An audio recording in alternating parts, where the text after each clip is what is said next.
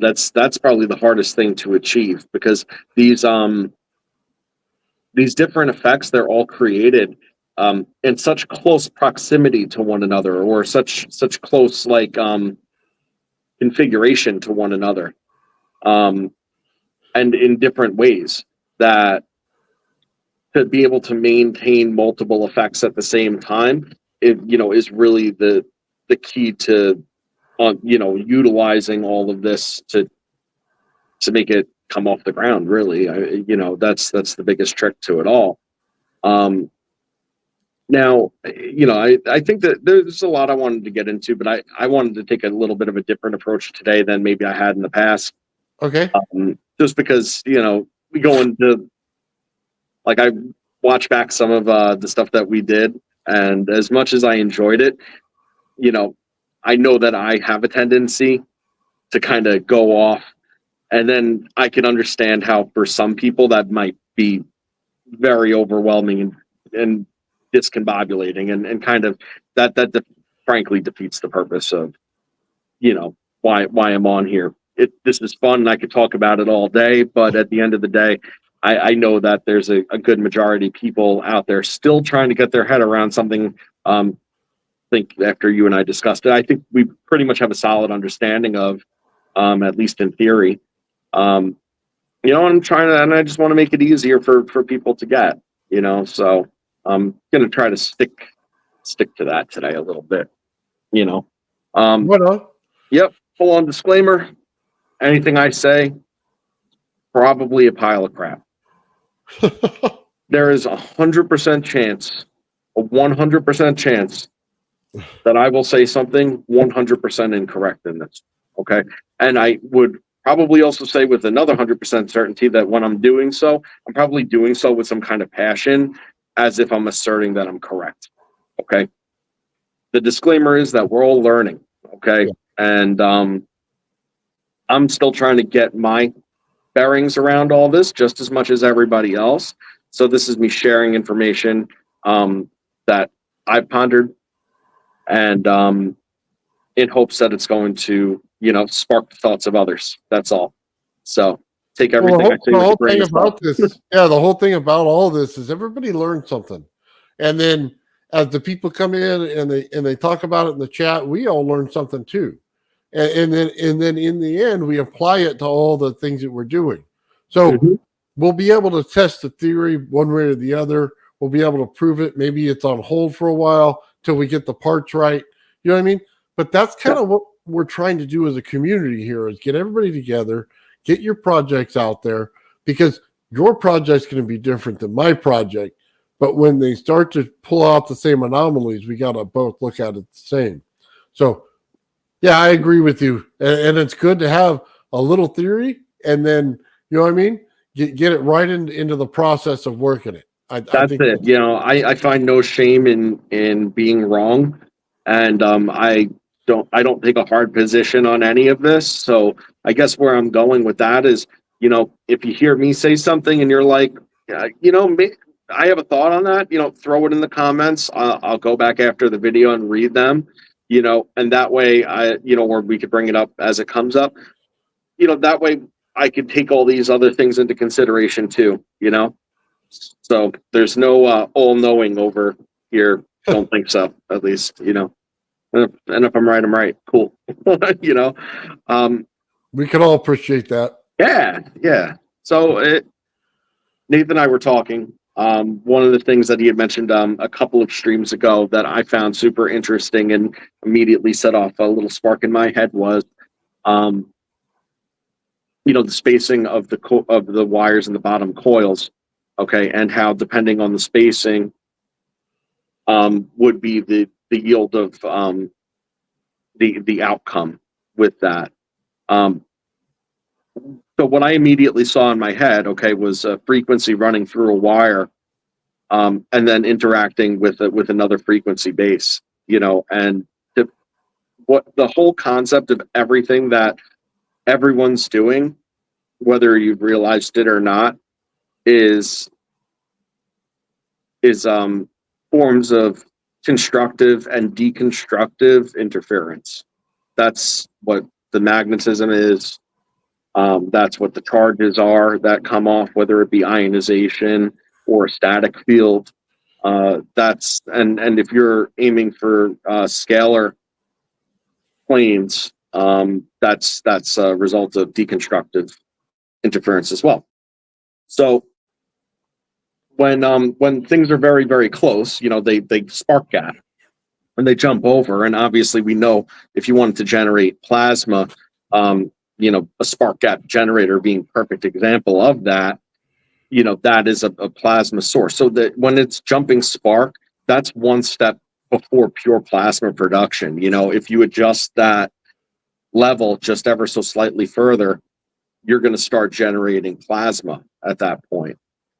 And Nathan has fantastic visuals of all the incredible, straight plasma charges that are put out there. And plasma doesn't necessarily have to be discharging visibly in order to be a field that's present, something to bear in mind. But, the visualization always gives you the good idea of what you're creating too, and where you would need to adjust your gapping based upon that. Now, if you go just a little further away from that, you're going to lose it all. So your interference pattern is going to align up pretty much in sync to the point where you may have, like, I'll call it free radical generation of either static or ionization coming off of it. But most of the wave interference is going to be producing scalar at that point. And then if you go further away at that point, now you're into the static zone that you'd be creating, where you'd be throwing electrons off. Well, one of the best experiments you could do for that, Joe, to find out the field you're in, it is my paper lifter experiment, where you take a solid plate up here and a smaller plate right here, and the little paper UFO, right? So when it's in pure like a static mode or a oh my God, what did I call it? When it's just clinging, where it's pure charge. That's what I was going to say. Pure charge. It'll suck to the ground, right? And it'll stay there. You can take your ruler and try to flip it up, right? But the amount of pressure that's on it is incredible, right? Because it's in that pure charge mode. Well, when you get the energy wrong, it doesn't do anything. It doesn't even create a field in between it. And it has a lot to do with distancing. Okay. So one of the things that you always look at is like, oh man, can I multiply something, right? Well, a lot of people don't understand the connection that I'm pulling towards T.T. Brown in this, and that I didn't just create one little paper UFO. I thinned them out and I created 5. And then I sucked them down. What they're not realizing is the radius of it is changing the whole experiment. It wasn't the depth, it's the radius. So I'm getting more mass in the system to pull down. Therefore, I'm amplifying it as I do it. And I don't know what the result is in the end, except for that it pushes down to the scale a whole lot and looks cool. But it still tells you about the state you're in, because when you're electrically wrong or you're trying to create plasma in that state, you're doing nothing. Doing nothing. You're using the energy. Does that sound familiar? The Rock? Yeah. The hit the ground like a sack of potatoes. Like could not move. That's sounds. Now there's an interesting thing with that, and I think it has to do with the resonance and sympathetic resonance. I think whenever cavities, I still think you're hitting a certain cavity, and then you're rocked on something, and then it finds a similar cavity and starts resonating back and forth to each other, and then you start to get special effects. That's what I think you're getting. Yeah, it's a cavitation thing. Could very well be a cavitation thing. It's like the old times, right? They put this bell down, looked like a big bell on the top thing, right? And then they'd have a chamber underneath. And they go, well, we don't understand what it was for. Well, if it resonates at a certain, thing in the cavity right there, then if the earth ever resonates at that same frequency, guess what? You're going to get cavity on cavity action, and you're going to get this whole thing to resonate together, and that bell's going to go off. So it's like an early detector for a earthquake in your area, or maybe it's for a different purpose. Maybe that resonance in that chamber is for a different purpose. Then you know when it's time to go into that chamber and get that, whatever you're doing in there, right? But Yeah. it's an explanation that not a lot of people have taken into account. But then you look at the symbols on the bell and you go, okay, that's clearly a resonance pattern. That it clearly is. So why wouldn't you think, let's go into the little cave area and check the pattern? Let's take some speakers and let's see if it resonates at that. Well, that's like a Grabinikov. Everything he was doing, he looked at natural structures and just said, I see what's going on here.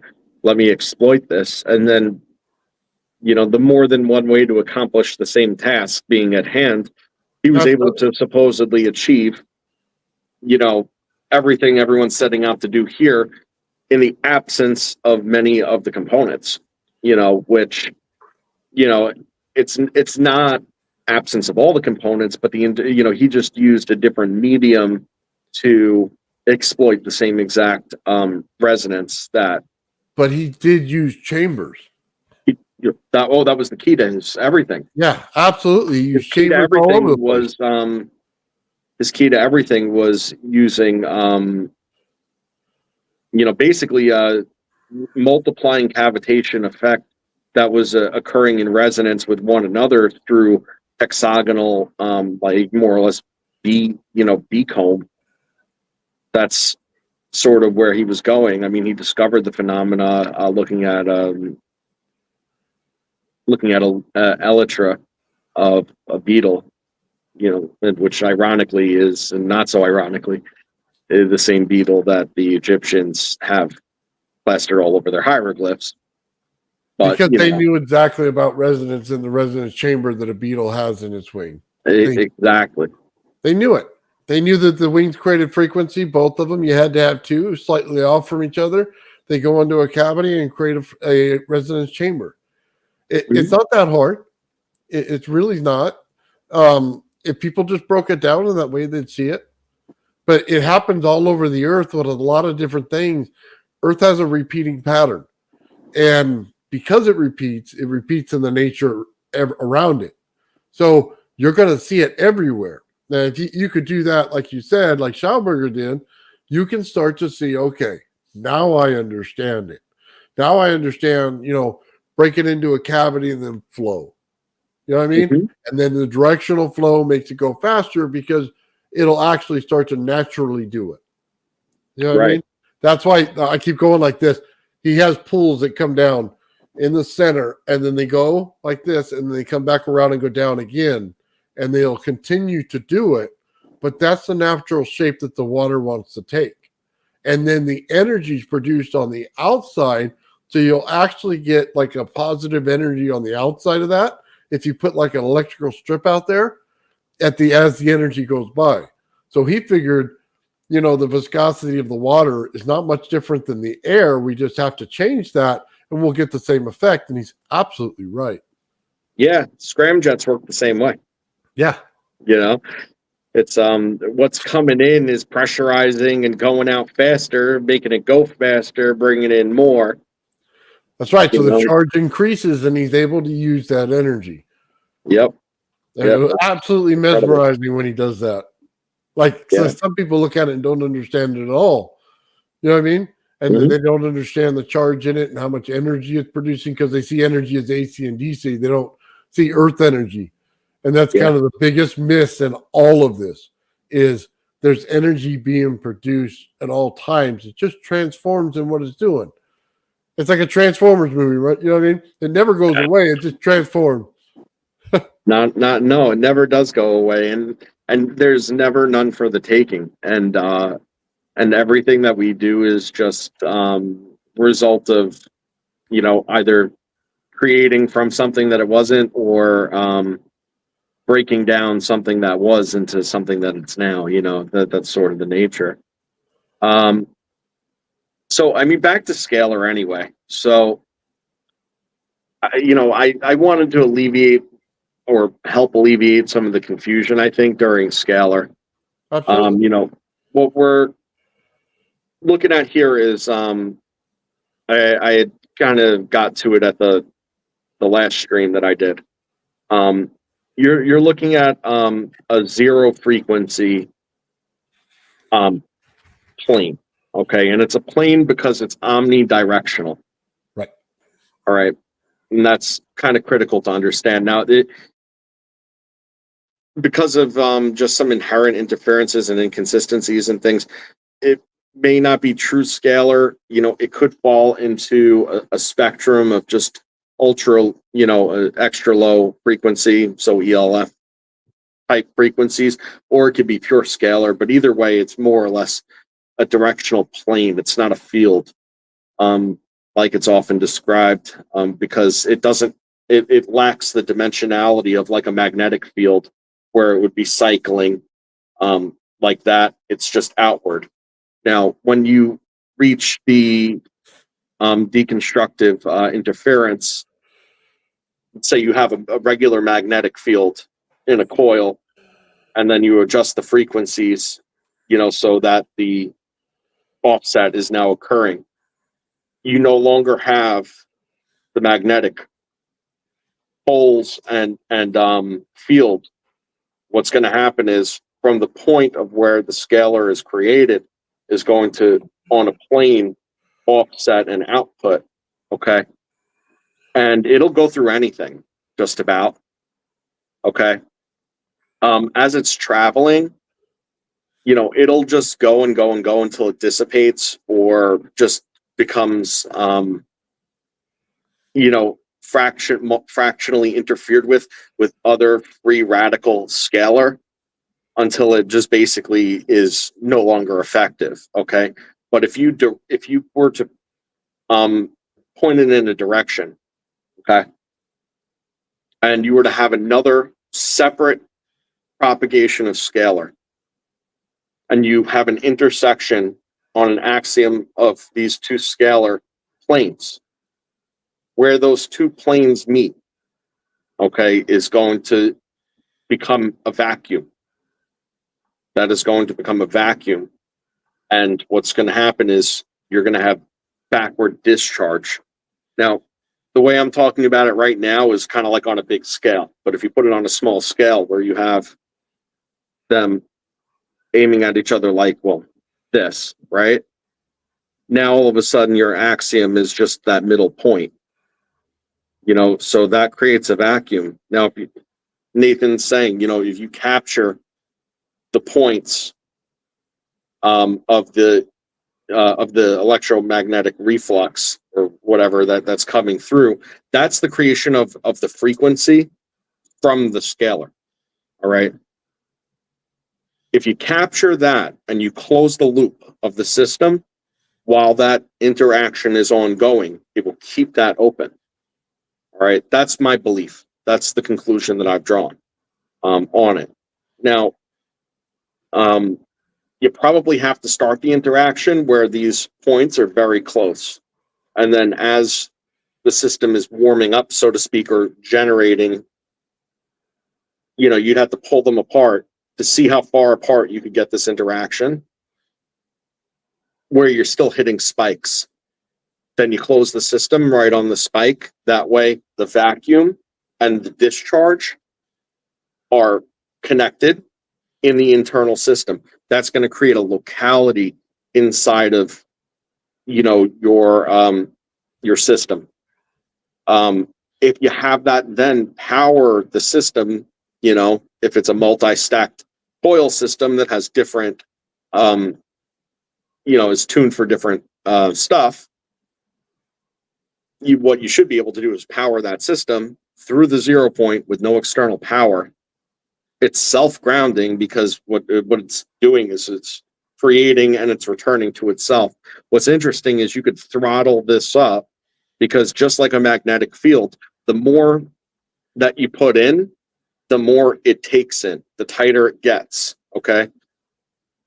Transversely on this, the more you suck out of it, the more that goes back in. So it has to have a load on it. And the more load you put, the more it gives. But if there's no load on it at all, then the portal closes. And then the best you could do is get it at these spike levels. Spike, spike, spike captured, spike captured, spike captured. Fine. What about when it's just on? That's the keys. When it's just on. Now, it's like I was saying to Nathan, if you listen to the things I just said, don't go touching it, kids. Don't do it. I don't even know if I recommend doing this, frankly. One of the things I see with the scalar experiments is the grounding. So a lot of people don't understand this. You're picking up extra energy from the ground. It doesn't seem like it. You don't feel it, but it's constantly flowing over top of you right now. So whatever's in the ground, you're going to pick up that energy on you. So you don't notice it because you're not putting yourself in a state of charge. You'll start noticing it when you start getting other energies affecting you. You walk outside and it's a sunny day. You feel different than when you're in the house, right? You still have the same energy, but now it's amplified a little bit, right? You start creating motion. You go down the hallway in your socks to go shock your brother down the hall, right? You're getting that next set of fields out and you're getting towards a charge state. And now you can use some of the energy, right? So there's something to do with the ground that you have to take in effect. And every single thing, and when it comes to Bedini, he's pulling the negatives together and he's telling you they're connected. This is not a connection in a DC circuit. This is connected to a ground itself. So then you'll get the spike to go higher. That's one of the things in there. It's amplifying the energy because of the ground. You're giving it a big capacitor to push into. Now it pushes back in a big way. It's like pushing your big brother. You push him a little bit and he barely moves. He pushes you and you go flying down the hallway, right? Well, that's what this whole thing is doing when you're talking about Bedini in the back EMF right there. Mm-hmm. You're pushing a little bit and then you get thrown all the way back. So it's just something to the grounding effect you'll have to take into account in your experiments. And trust me, just try a double ground and you'll see they connect together and your amplification will go up. Now, correct me if I'm wrong, and because you and I had, talked about the double grounding, onto ourselves. But that being super critical, do you think that closing the system bridges that gap? Because there does have to be a certain point in time where the locality relationship between the ground and the craft is ultimately broken. Now, that doesn't mean, in my opinion, that to initiate the process, it wouldn't have to be on the ground and grounded. But what it does mean is that the forces my train of thought, the forces created by closing the system would ultimately act as what holds it up. It's sort of like the airbag, and once you disconnect from the ground, you now have the ground forces interacting with the new locality forces by the closed system of the craft. Okay, so let me say this in the way of my gravity flyer. It's a double grounding system. My Tesla coil is grounded. My gravity flyer is grounded. Some people put it in the air and run it. It will not work. It's not grounded. Have to have it grounded. They act as a connection to fill up the field. You can't pull on the scalar waves without the grounding. That's kind of one of the things here. So when you have it on your table, it works different than when you have it on the physical ground. Putting it on the dirt is a much better option. Now you're getting a true grounding, right? So now when it lifts off, because it's creating a bubble with the Tesla field around the craft, now you've filled up the bubble with scalar fields. You're now creating a pressurized chamber. Now it can break free of the ground. That's the only way it breaks free. If you do not create that chamber correctly, it will not lift off. It won't lift off, right? That makes sense. Well, because you still have to account for the ground until it fills up. Once it fills up, then you don't need the ground anymore because now you're in your own pressurized system that's built correctly. Okay? Then you can lift. Before that, you can't. And that's why it's so important. That's why you start to see things when you're looking at a red light that things blow out of it, right? That's just charge. All that charged particles, but no matter what they are, and I don't care if you tell me they're oxygen, I don't care if you tell me, you know what I mean, in some way it's hydrogen. I don't care what you tell me the gas is coming out of that thing. All I'm telling you is it's no longer sticking to the surface. You could tell me it's a gravity wave. I'm just telling you it's no longer sticking to that gravity flare. It comes right out. And then once it's out, now it's got its own preserved little bubble. That's really what it's doing. And then once it has that, you can lift it. That's why when you see Alexei lift this thing, he's timing it. He knows the exact amount of time it takes to purge the system. Once he purges the system, he's able to lift. That's it. Then he just taps the bubble. That's all he's doing. He's tapping the bubble at the top because the bubble is created underneath the piezo buzzer, not with it in it. It's underneath it. That's kind of one of the things people don't realize. That bubble's right underneath it, so he's just tapping it. And he's like a pump, okay? That's all it's doing. Put a balloon on the table and touch it down, and it bounces up, right? The thing is because you're on your own bubble, and it's a different viscosity than the air, it acts like it's in water. So you push it again, it pops up again. You push it again, it pops up again. It always feels like you're riding on top of a bubble. That's really what it is because it creates its own floor every time and stays right there. That's one of the whole things to it. So that's why the actual amount of weight is irrelevant because when you get to your own field, it doesn't matter what the weight is. And if you're telling me that it takes, a lighter thing, then you're working inside of nature and you're doing it based on the force of the earth. I'm trying to create a field that eliminates the force of the earth. We're in different areas when we talk. Well, that makes sense. I mean, the whole point is to make it an object of like a planetary object of itself. For the same reason the earth doesn't fall away from everything else is the same reason that that this is it's floating, sure, but it's also got a relationship with it's a separate but interactive relationship with its environment. That's right. And that's because the Tesla coil field is thin and they go in and out. Things go in. That's why that's why you get the interaction because it can't create a thick enough field on the outside to keep things out, and so it goes in and out, in and out. Sorry, go ahead. Yeah. So one thing we had talked about on the last one, but we kind of went a little further into this time around was the use of crystals and the importance of the crystals, how that coincides with the input frequencies and ultimately the wrappings of the coils, because all of these both the frequency, the crystals, and the proportions of the coil have to all be in resonance of an octave. That way the system functions.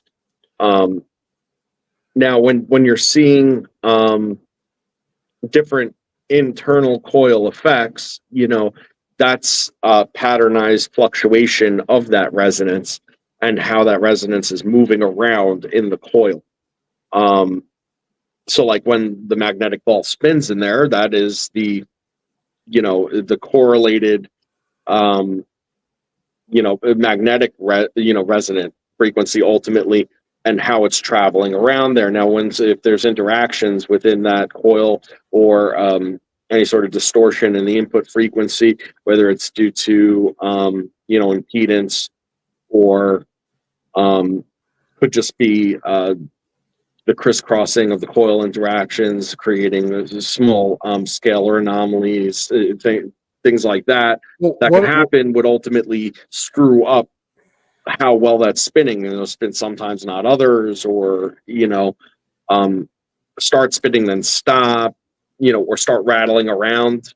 Would start rattling around when it's outside of that flow state. The flow state gets broken up by an anomaly, and it's almost like you got to hit the reset button on it in order for it to normalize. We were talking earlier. Hold on, I just have to interrupt you because I got to say this. We're talking earlier about spacing and gapping, and we were talking about a Tesla coil. To be fair, so just please understand this: when you're talking about a coil and you do it right, this is what Gerald's 180 out. Okay, take your hand, put it on one side of the coil. Take your other hand, put it on the other side of the coil. Right now, every time it moves and it goes in the coil, they're in different positions, but they're always 180 out from each other. So one here, one here, one here, one here, one here, one here, all the way around. Mm-hmm. That's simple. That's as simple as you got to think about it in your brain. They cannot cross to create the resonance. When they do cross, now it has amplification. Now that resonance has a peaking point. So right now, when you're in typical resonance, one pattern is simply on. You know what I mean? This one goes on, this one turns on, this one goes on, this one turns on. Then when they cross, you peak. Well, and that makes sense because that's you got to pull it pure out. constructive, right? That's pure constructive interference at that point. You know, which when they will cross, give you the flow. Yeah, it'll give you acceleration rather than forms of sporadic incoherence that would lead to all sorts of bogus nonsense going on. You'll see it if you ever infrared this stuff on your camera. Just so if you could slow it down enough, obviously on your camera, get really slow speed, then you'll start to see where the redness hits, and then it goes on and on. You know what I mean? Mm-hmm. It's like a ping around there. It's like seeing it in a kid's show where you just follow the energy dot. You know what I mean? As it's pinging through your system. So anyway, I was saying to Ben too, when he was doing his test, I said, I'd be interested in seeing if you just marked the poles on the spherical, neodymium. That way you could kind of get a visual map in your head of, what's pulling where and when. And, if it starts to bug out, you kind of know, you could, if you're recording it, you could slow it down and you could see,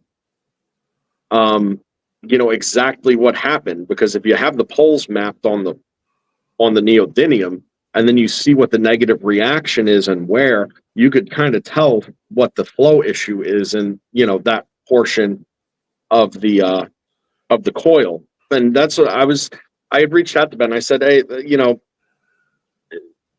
EMF, what do you call it? Like, I don't know technical terms. I just make this crap up as I go along, as you know. The back EMF. No. Yeah, when it goes back into the line, that's the back EMF. Yeah, the back EMF. That's the exact phenomena that I was discussing when I was talking about the interaction between two scalar fields. So when you have the interaction between two scalar fields, okay, if you don't capture it under load, okay, it has what's I'm calling not back EMF. I'm calling it the return to sender effect. Okay. Which is what it does. And the reason I'm calling it that is because, yes, it is back EMF, but even if there's no wire structure for it to go back into, let's just say it's air propagation, it will still return to sender, unless if it's captured or redirected. It'll always go 180 degrees back where it came, directly from where it came. And guess what? It's all of what you created. And if you think about it, if you want to think about the scalar interaction in an interesting way that's kind of easy to understand, if you think about two freight trains, okay, on a collision course head on, dead on, okay, because with scalar, since it doesn't have frequency and it propagates outward, okay, it's always a 90-degree hit, or 180-degree hit, whatever,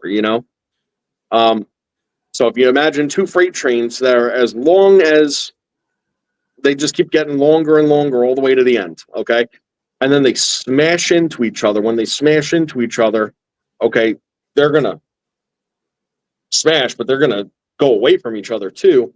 And then the whole entire train, front to back, all the way to the rear, okay, is instantaneously going to be subject to that effect that just occurred, and it goes right back where it came.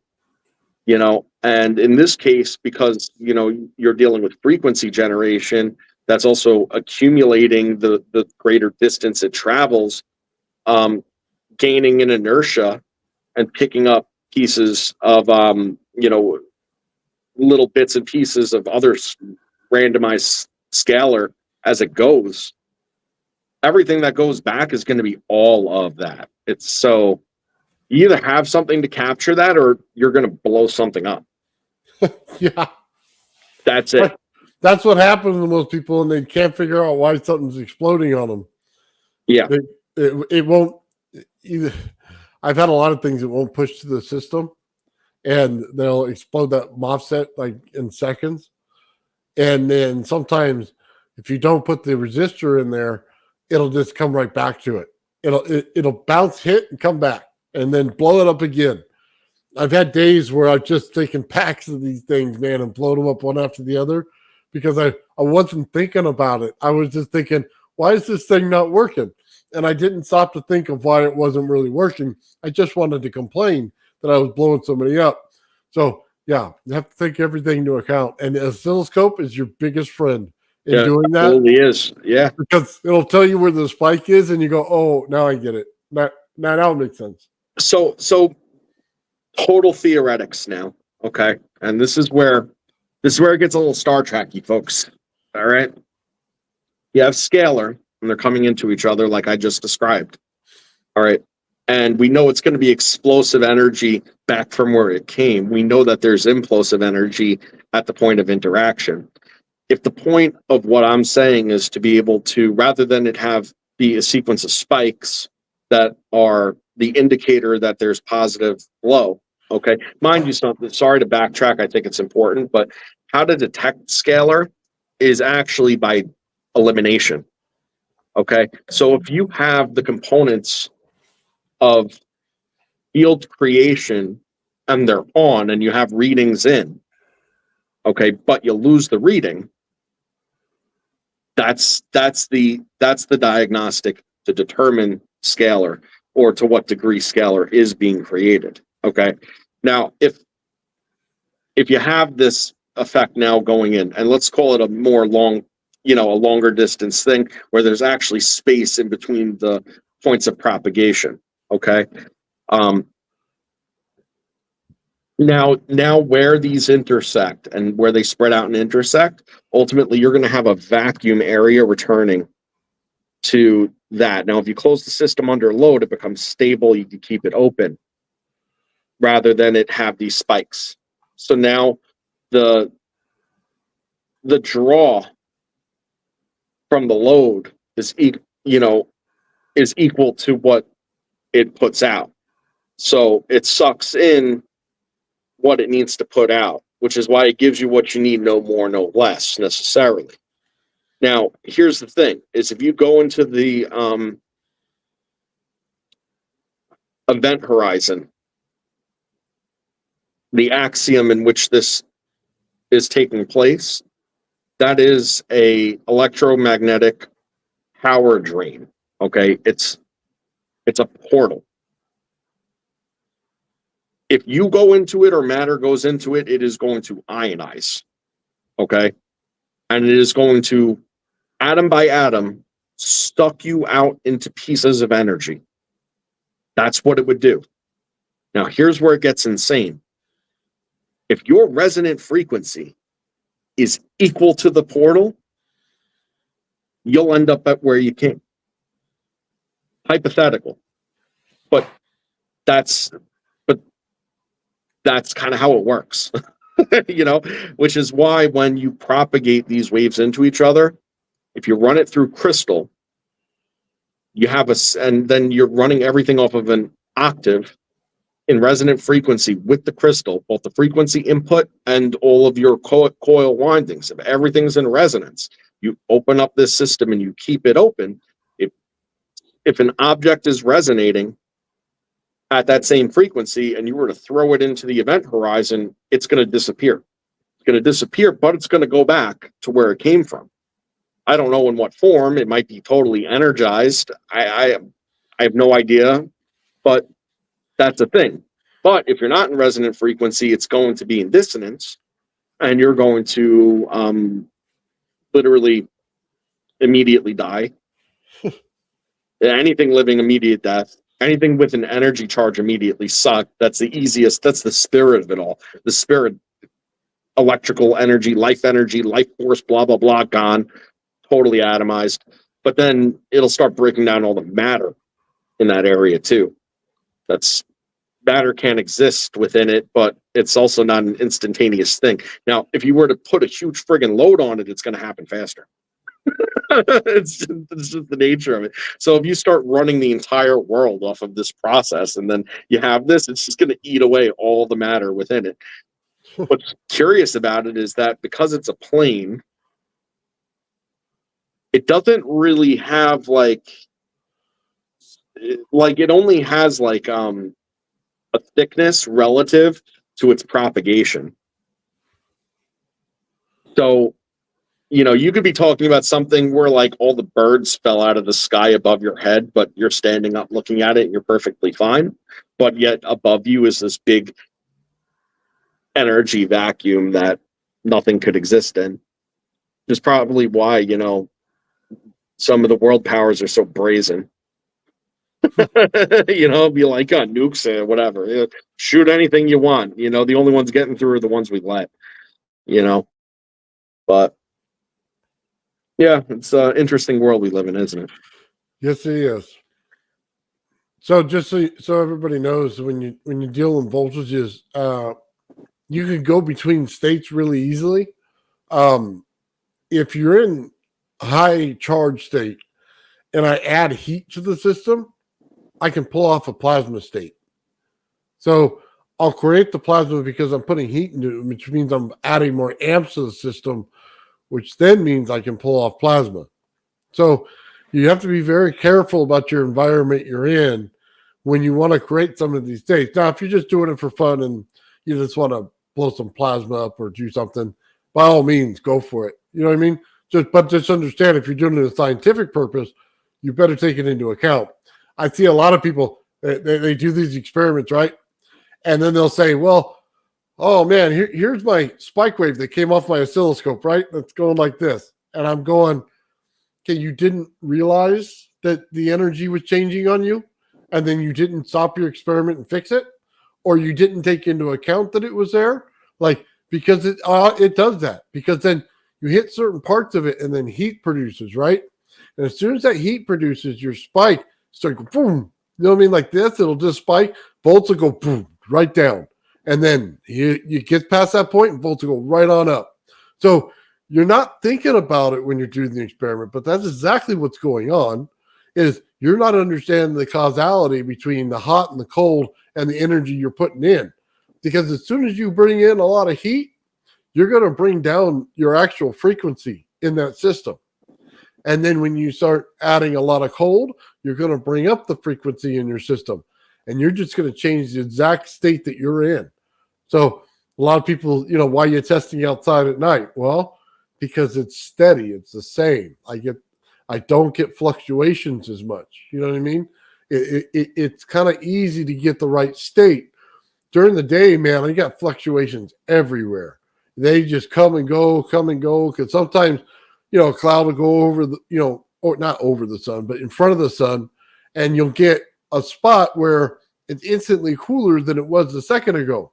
Well, there goes the system I put in place. The distances in my disk, because now I just changed from a regular state of where I want to be to now I either went too cold and I went to a static state, or I went too high and I went to a plasma state as soon as the energy popped back around that cloud. So it's an interesting effect, and a lot of scientists don't take it into account because they don't realize it's there. And because they don't realize it's there, their whole experiment's kind of. But that's everything, though. It's atmospheric pressure, it's temperature, it's solar radiation, and how direct of an impact it is. It's how our Earth's magnetic field is that day, and your location in the country. It's I mean, there's so many countless variables that that's why I continuously and probably will forever bring up. If there's one thing that it would be hard for someone to convince me of, is that locality isn't the key to all of this. It's all about that separation of environment, because the interference from environmental factors would make something that works not work real fast.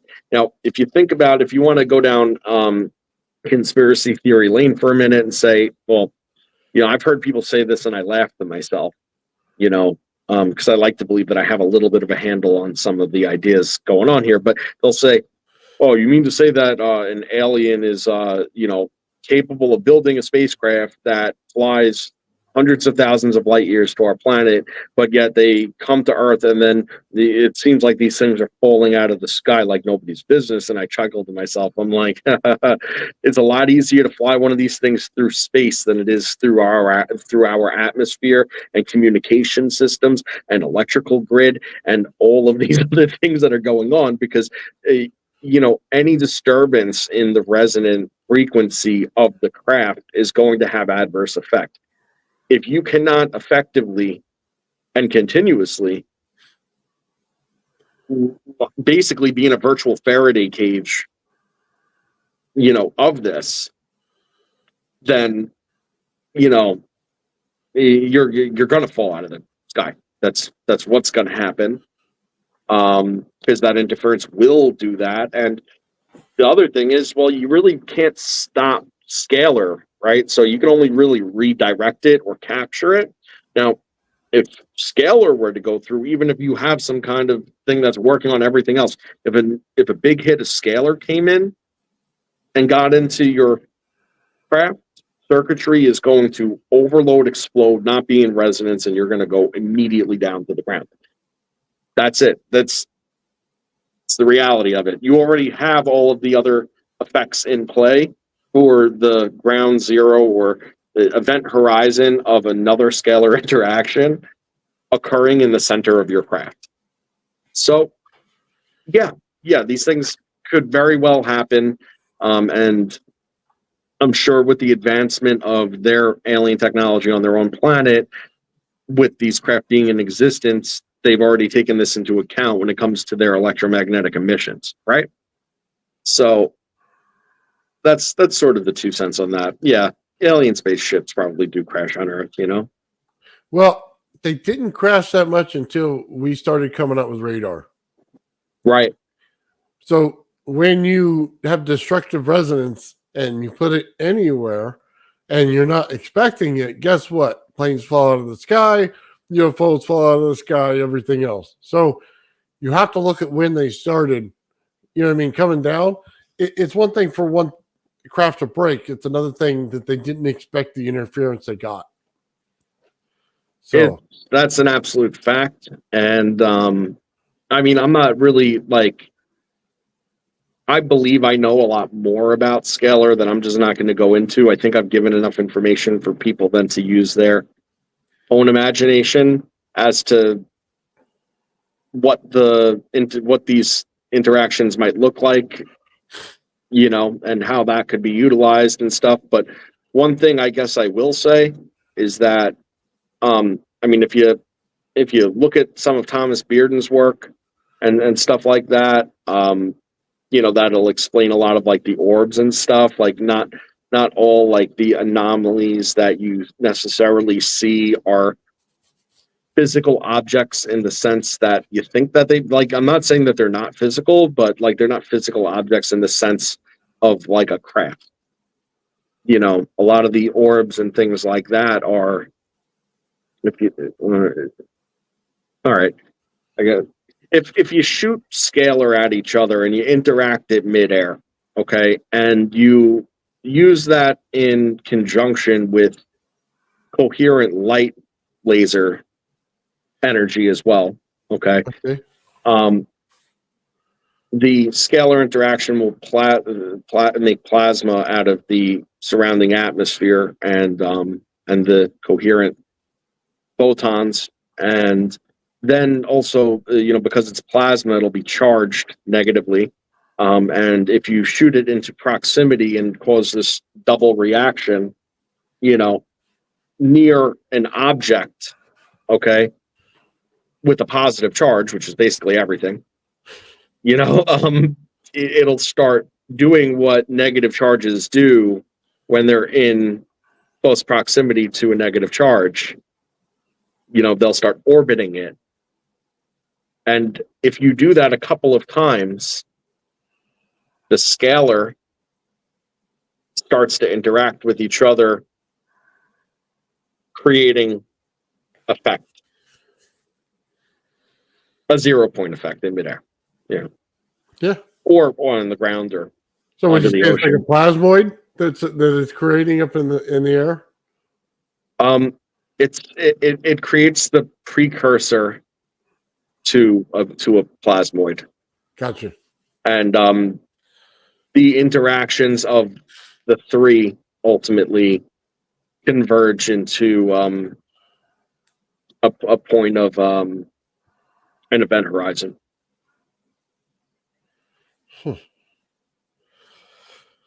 A lot of weird things going on Bearden there. said, bro. I don't know. Those aren't my words. Those,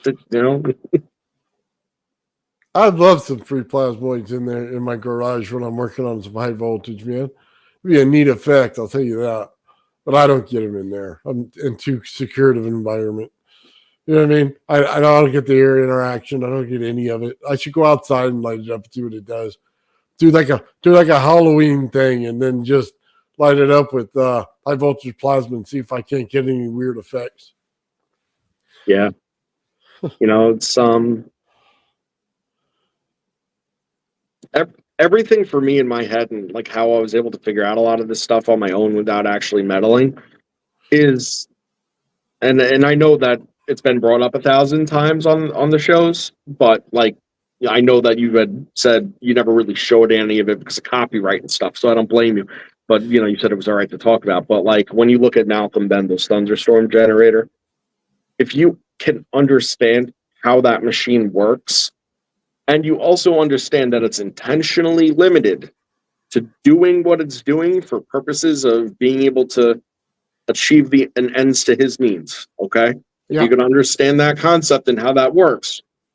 That directly and entirely translates to this. It's just a different method of the same exact concepts at play. He's using, ionized cavitation to create plasmoids, counter-rotating plasmoids in, a negative and positive charge headed at each other, interacting at an event horizon. Interesting thing is where the rotation starts, okay, and where the plasmoids ultimately form, okay, is in their spheres. The event horizon's in the center of the tube, all right, but yet the transmutation effects that occur as a result of the centerline interaction occur in the globes, because the EMF and the result of that, of the event horizon, was returned to sender. Okay, it was returned to sender. That was the sender. That's where it went back to. Very, very capable system. It used to be a closed system. I think he was running into some slack with it being a closed system to the point where it's a semi-closed system now, because he used to feed the exhaust directly back into the carburetor. But he could only do that once it hit a certain temperature. I think it was like 750 or 800 degrees.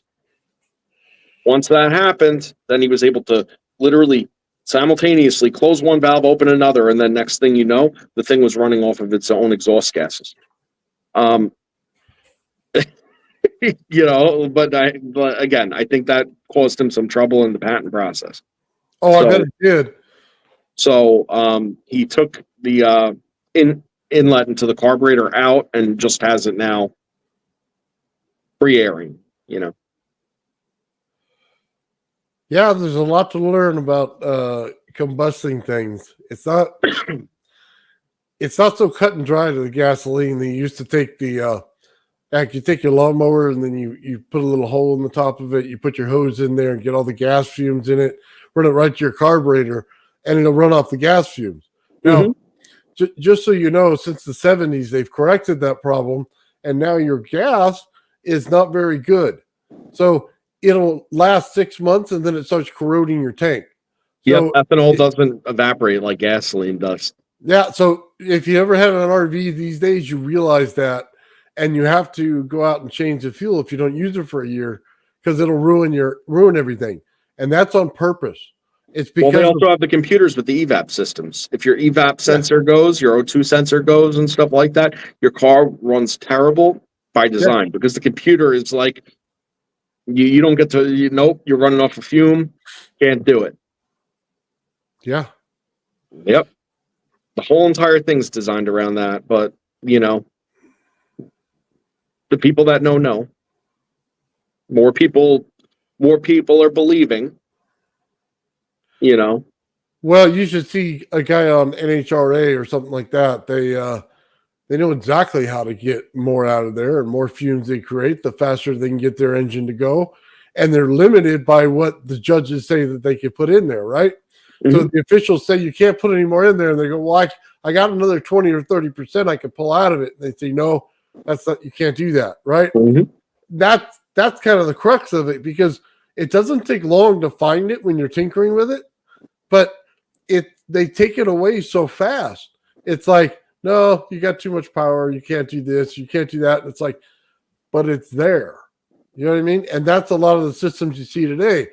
We are smart enough to make generators more efficient. They won't allow us to make generators more efficient. That's just the way it is. Well, why do you think like two-stroke engines and stuff like that? Why do you think that it's limited to small engines and that they don't run them in larger vehicles? It's their weight to power ratio is far superior, and their gas mileage is far superior. And the whole entire trick to their system is so simple. It's less moving parts and back pressure.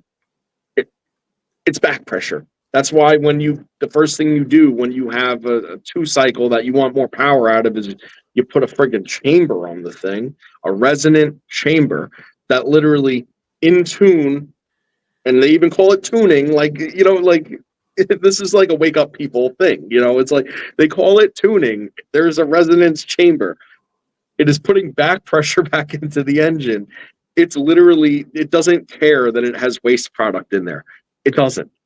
It's just about, and they rev higher, and it's mind blowing. And that's not even an optimized system for emissions or mileage or anything. It's just so you could get good power out of a weed whacker, a scooter. I used to have an absurd scooter, two-cycle. And it has nothing to do with whether they want that technology or not. And here's the crux of it. They have to make money on it. Okay. And that's it. That's the whole thing. That's all they care about is the economic effect of it. Whether it's good, bad, or indifferent, they just don't care. They care about the money. So I always say this, look, even if you sell me water to put in my car, okay, as my fuel, I'm still going to have to go to the gas station or water station to get it. Okay. I'm not going to the ocean. I'm not going to the nearest lake. I'm not emptying your pond. I'm not taking your water out of your pool. I'm going to the fill-up station. I'm going to fill it up. I'm going to use it. Use any economic thing that you want. My only thing is, I just want it to be better for the environment. That's all I care about. You know what I mean? So find the way to make it profitable. We'll all shut up about it, and we'll all use it. And there'll be a fringe percent, and it's always going to be that way, that just won't do it. It's the same amount of people that take the oil from the McDonald's and put it into their gas tank, and then they burn the oil in there. Yeah. And you smell fries behind them all day. And then you go to McDonald's afterward and buy some fries. But that's the same fringe percent that's going to do it. And you know what? I may be one of that percent, but at least I have it. And then 90% of the time, I can't stop my wife. I can't stop my daughter. I can't. Now, all of them are going to the fill-up station. You're making your money, pal. Just have a cleaner environment. To everybody watching, just realize that everything that we're discussing and everything I'm talking about if you read in between the lines, there's, and just be careful, and I'm not even, be careful because, like, playing with anything, we'll call it electrical for the simple purposes of it's not electrical. We're going to call it electrical. Dealing with that, installing your own outlets in your house, that sort of thing, like all of it's dangerous. Okay. Yeah. Whatever, don't, like, be careful when you play with electricity. But if you read in between the lines, okay, like, have at it. Let me know how you do. Right now, I have more ideas than I have means to an end. But I'm putting the ideas out there. Let me know how you do. It's not mine, and it's not anybody's. It's everybody's. So, it's super super cool stuff. I know everybody here with the work and dedication that they put in, like, I know it's only a matter of time before the aha moment comes. And, when the aha moment comes, you just gotta think it through as to how you proceed at that point, Well, it's kind of like the thunderstorm generators laying out a path on how you present something like that. What's that? You just find it, dumb it down, you know what I mean? To where it's acceptable to everybody out there, and then put it out. And then you'll again have the few that can do the change and, get what they want. And then, everybody else has, the normal. You get a couple of double bounce RC UFOs. You're like, what do you get for Christmas? Like, it's so hard because it's like when you get something to lift and you've been wanting to achieve this forever, right? Can you show it? That's the crazy thing. Can you show it, or do you have to put doubt in it? And I don't know quite the answer to that because, you don't want people showing up at your house and, they say it's illegal for you to build one, to build anything. It's not illegal. It's just frowned upon. Well, it's more than frowned upon. Okay. They make certain parts of it illegal. The parts that you have to put in there to get it to go is probably not legal. It's like they tell you can't make a microwave gun. You know what I mean? And that's illegal. Well, you live in California, man. Ain't nothing legal in California. Oh, God. If you have I live in New York. Not that it's much better, but, you get water on your property and you got some officials showing up saying, hey, that's a lake. You got to leave it there. And you're going, but there's mosquitoes everywhere. I got to kill it, kill the water out of it. No, it's our job. Then they don't do anything, and the problem goes on for a long time. These people are outrageous. Remember what I said earlier? I say read in between the lines, but I'll spell this line out for you. Remember what I said. If you're putting out detectable energy sources, okay, energy field sources, and the environment in which should exist other forces is not there. Detectable is not there. Detectable power supply in nowhere we exist. What scans us? Like, don't think that it's a secret at that point. I think this is where my thought is, okay? If you successfully, okay, create your own locality, like I keep on saying, I'm not sure how detectable it is. But the process that it comes to be in before that locality is created is detectable.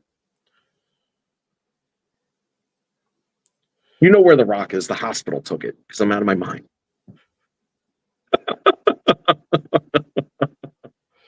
So good. They were going to give it back, but I was, I thought it was in my best interest to stay. It's fine. Probably threw it in the friggin' dumpster. Some homeless guy sitting there like, man, I feel really weird. What's going on? That's so great. friggin' raccoon all of a sudden starts floating up in the air. Like, who knows? Oh, hilarious.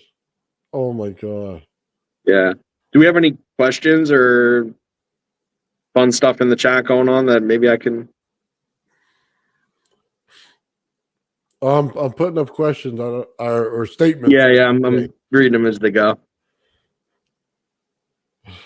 Oh, so funny, man.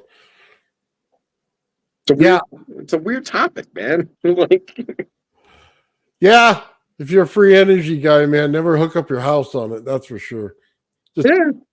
hook up your lab or something. Don't ever put it to your house. They'll come after you, make you pay bills on it on electricity you never used. Oh, that's all right. You don't need that to be able to get free energy. All you need to do is know where the transformer is. I'll tell them that. Have you learned nothing? I'll tell them that. Now, there's laws against that. Oh yeah, there is. There's laws against that. No, That I there's a know. good reason why there's laws against that, because you're not coming down from the pole. You start messing in the wrong way with that. Oh, Yeah, right. You want to get away with it? Just put some more power back into the grid and then tell them it's solar. yeah. No, not a chance. I'm not doing anything with them. Yeah. That's so funny. They'd be like, no, it's not. It runs at a total. It's not running at the same frequency as our lines are. Like, oh, well, I don't know what to tell you. The system's Go out broken. there It's with out a of whack. bunch of fake solar panels for his pool. Right? Just black cardboard duct tape to your roof. Oh, Christ. So check this out. You got a question. I got a question here. The coil built to help to optimize your gravity flyer. So, not directly. And I'll say this: there's a learning that comes from the building coils that helps you in understanding your gravity flyer, but directly it's not going to. And I say that in dealing with frequencies and things crossing, because your gravity flyer has a lot of that going on in there, and your speed of your motors matters.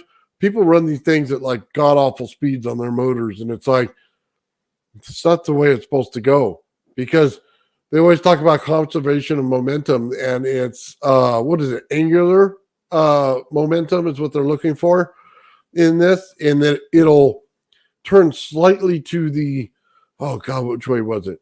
Slightly to the left as it starts to move.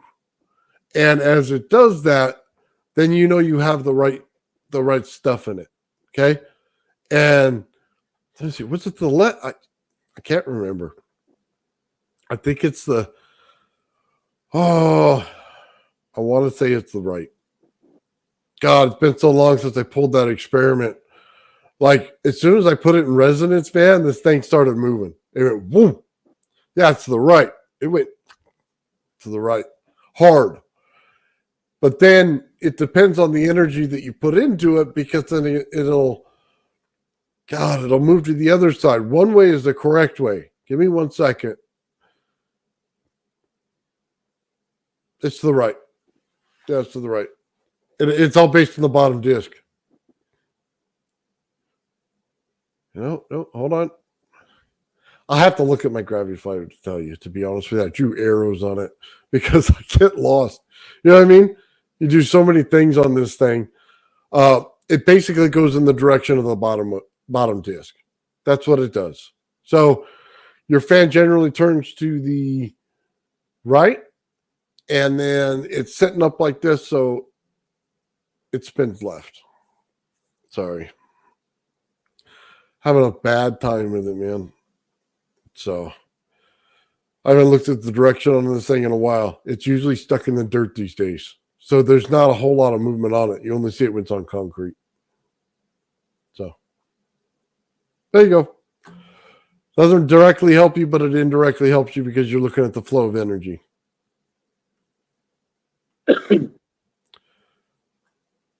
Let's see. Singular project together? No, we're just talking. Not working on a project together. Let's see. Custodian file. That's something else.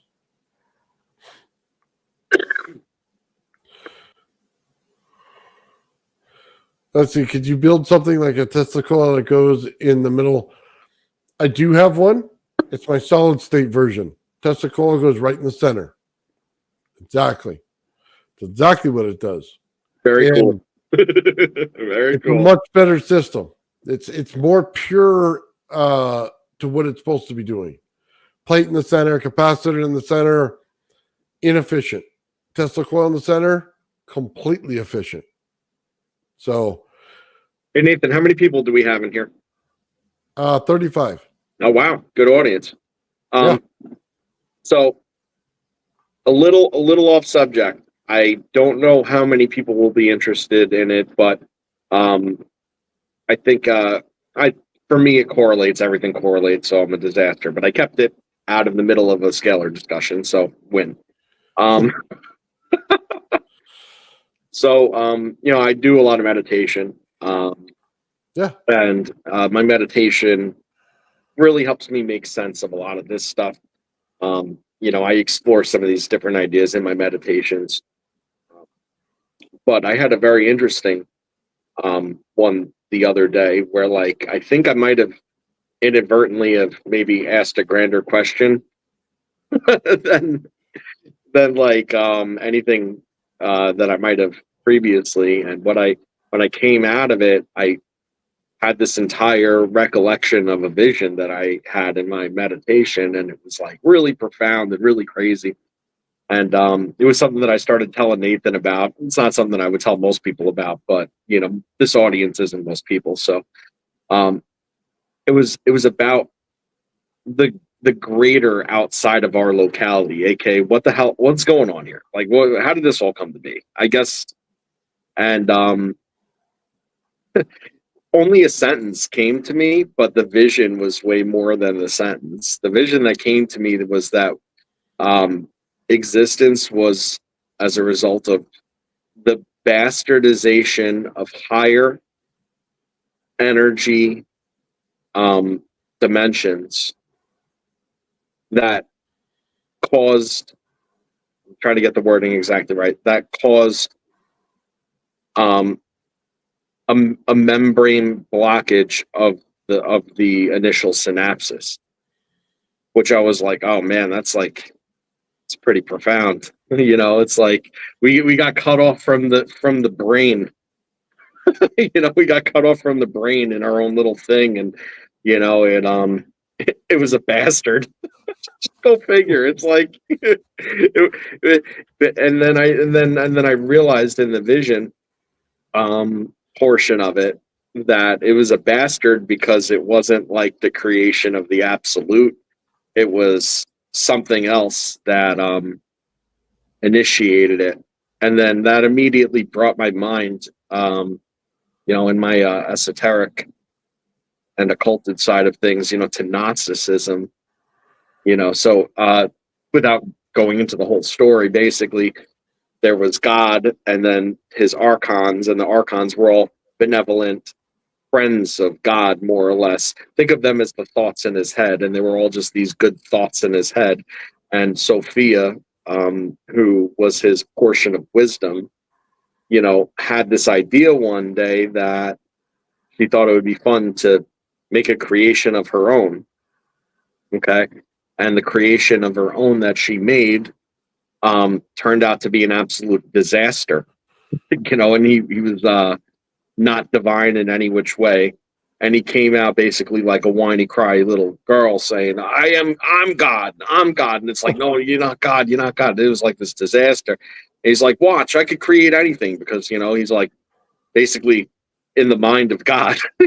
He's like using all this to create. So he created the third dimension or fourth dimension, time space, and basically became his playground of debauchery, all the things that he created within it without the consent of God, so then I was like, the bastard creation, I was like, that's exactly what that was, it is kind of crazy. And the long story short was that he basically created people trying to redeem himself in the likeness of the actual God, but he couldn't breathe life into them.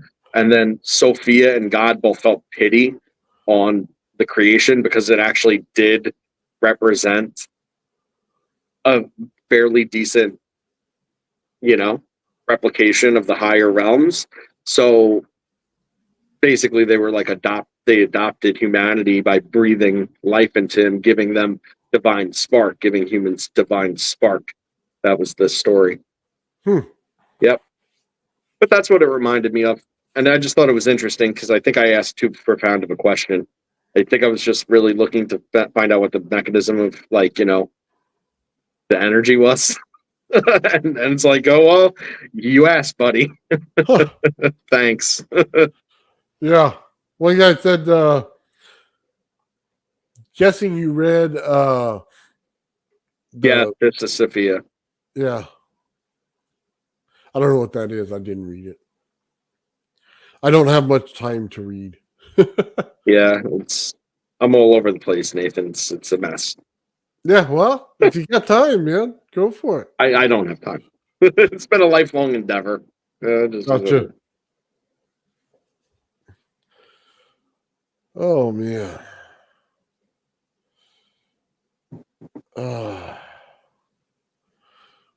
Yeah, only some of us have the divine spark there, like, or maybe everybody has it and they just don't know it. So when you have something, you take it for granted. Seldom do you even know it's there.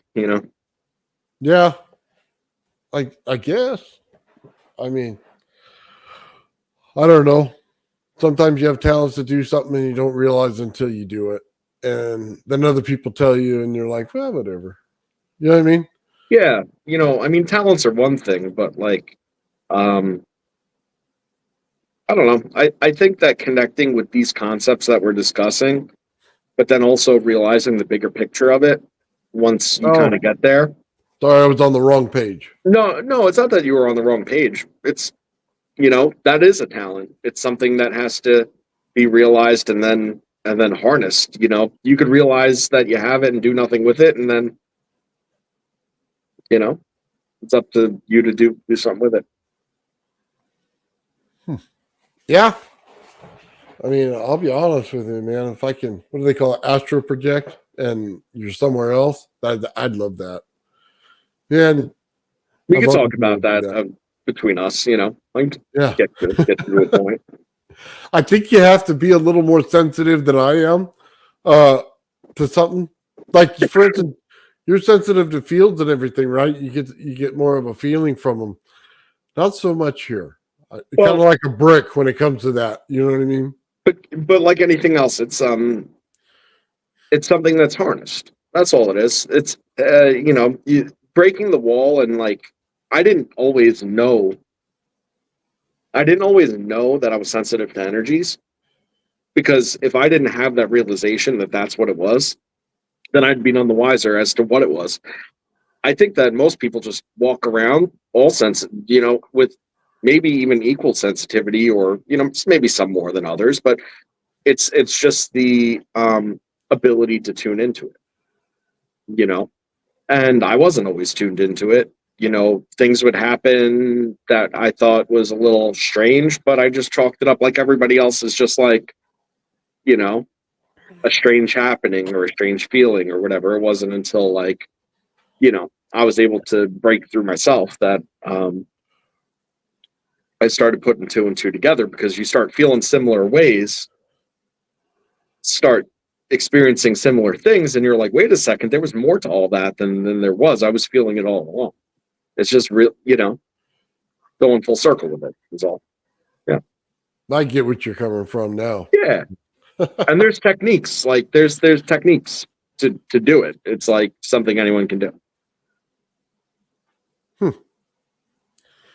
That's cool. Yeah, man.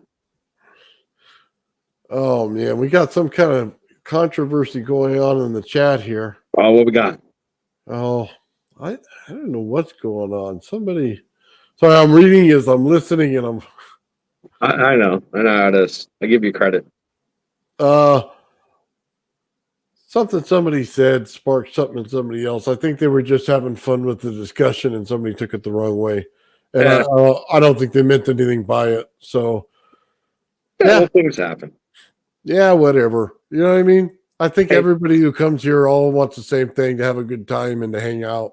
I don't think that there's anything mischievous going on here. No, me either. I mean, frankly, it's this is why I disclaim the things that I say. It's very my opinion, and I personally I have no ego, and I find benefit personally in criticism. And there's people out there that I hear things and I'm like, well, I don't know about that. And you always draw that fine line between well, do you say something constructively or are they going to receive that the wrong way too? It's just, I don't think everybody's out there bad intent, and it's okay to have a disagreement. Yeah. Whatever, man. We're here to have some fun and talk about different things. So, let's see. Me neither. I don't know what I did, but thank you. Well, you're welcome. I don't know either. I hope everybody get over it. Let's see. What did it say? Oh, well, okay, yeah. Probably just read it at a different time than when the conversation was happening. That makes perfect sense. Hey, listen, it seems out of I'm context. in the chat all the time. I know how it goes. It takes a while to get it out sometimes, and then it's it's already moved on. I feel like I'm stuttering when I'm trying to type because I always have to do spell check, man, because nothing ever comes out right. Oh, so, me either. Takes forever. Yeah. No, me either, man. That's it.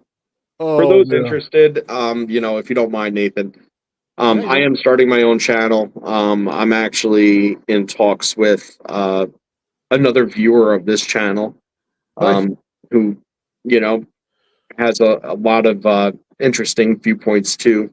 So I think I'm going to be collaborating with them to start up my own little thing, just to kind of talk about some of these more fringe topics.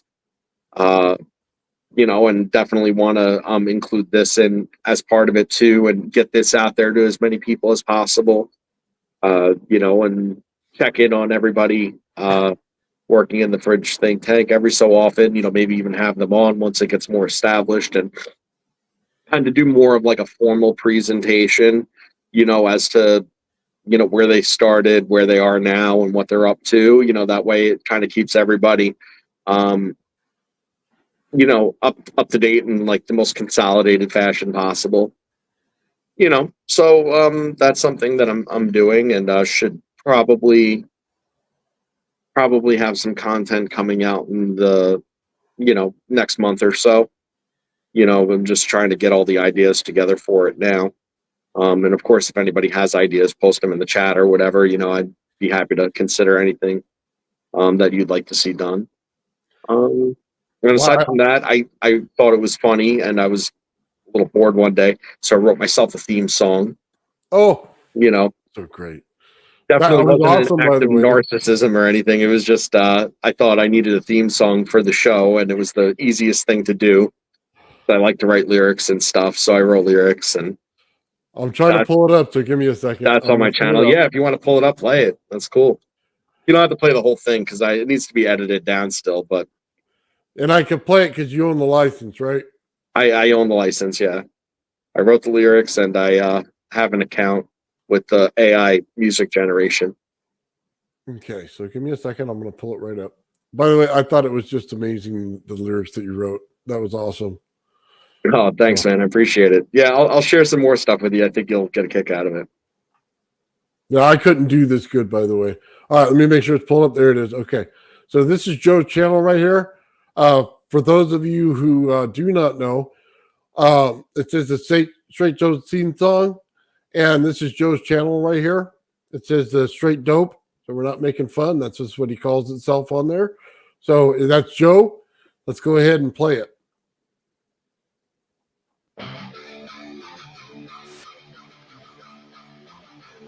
In the deck of the terror, I went ahead of the fool. In the flesh, I lived the life of a beaten, broken tool. We're all on a different path, no matter who we are. Made of the same old shit, junk left over from a star. I might not know a thing about what I just said, but it made perfect sense to me as it was running through my head. Though I might be as mistaken as a Thanks, Cody. I will always speak the words untold and spit the straight dope. I'm just a straight dope.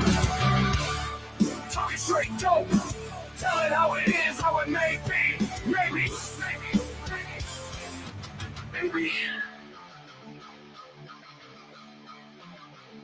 Exhausting, bro. In the deck of the tarot, I wear the hat of the fool. In the flesh, I live the life of a beaten, broken tool. Thank you, guys. I appreciate it. Who we are, made of the same old shit, junk left over from a star. I might not know a thing about what I just said, but made perfect sense to me as it was running through my head. Though I might be as mistaken as a snake is for a rope, I will always speak the words untold and spit the straight dope. I'm just a straight dope. Talking straight dope. Tell it how it is, how it may be. Maybe.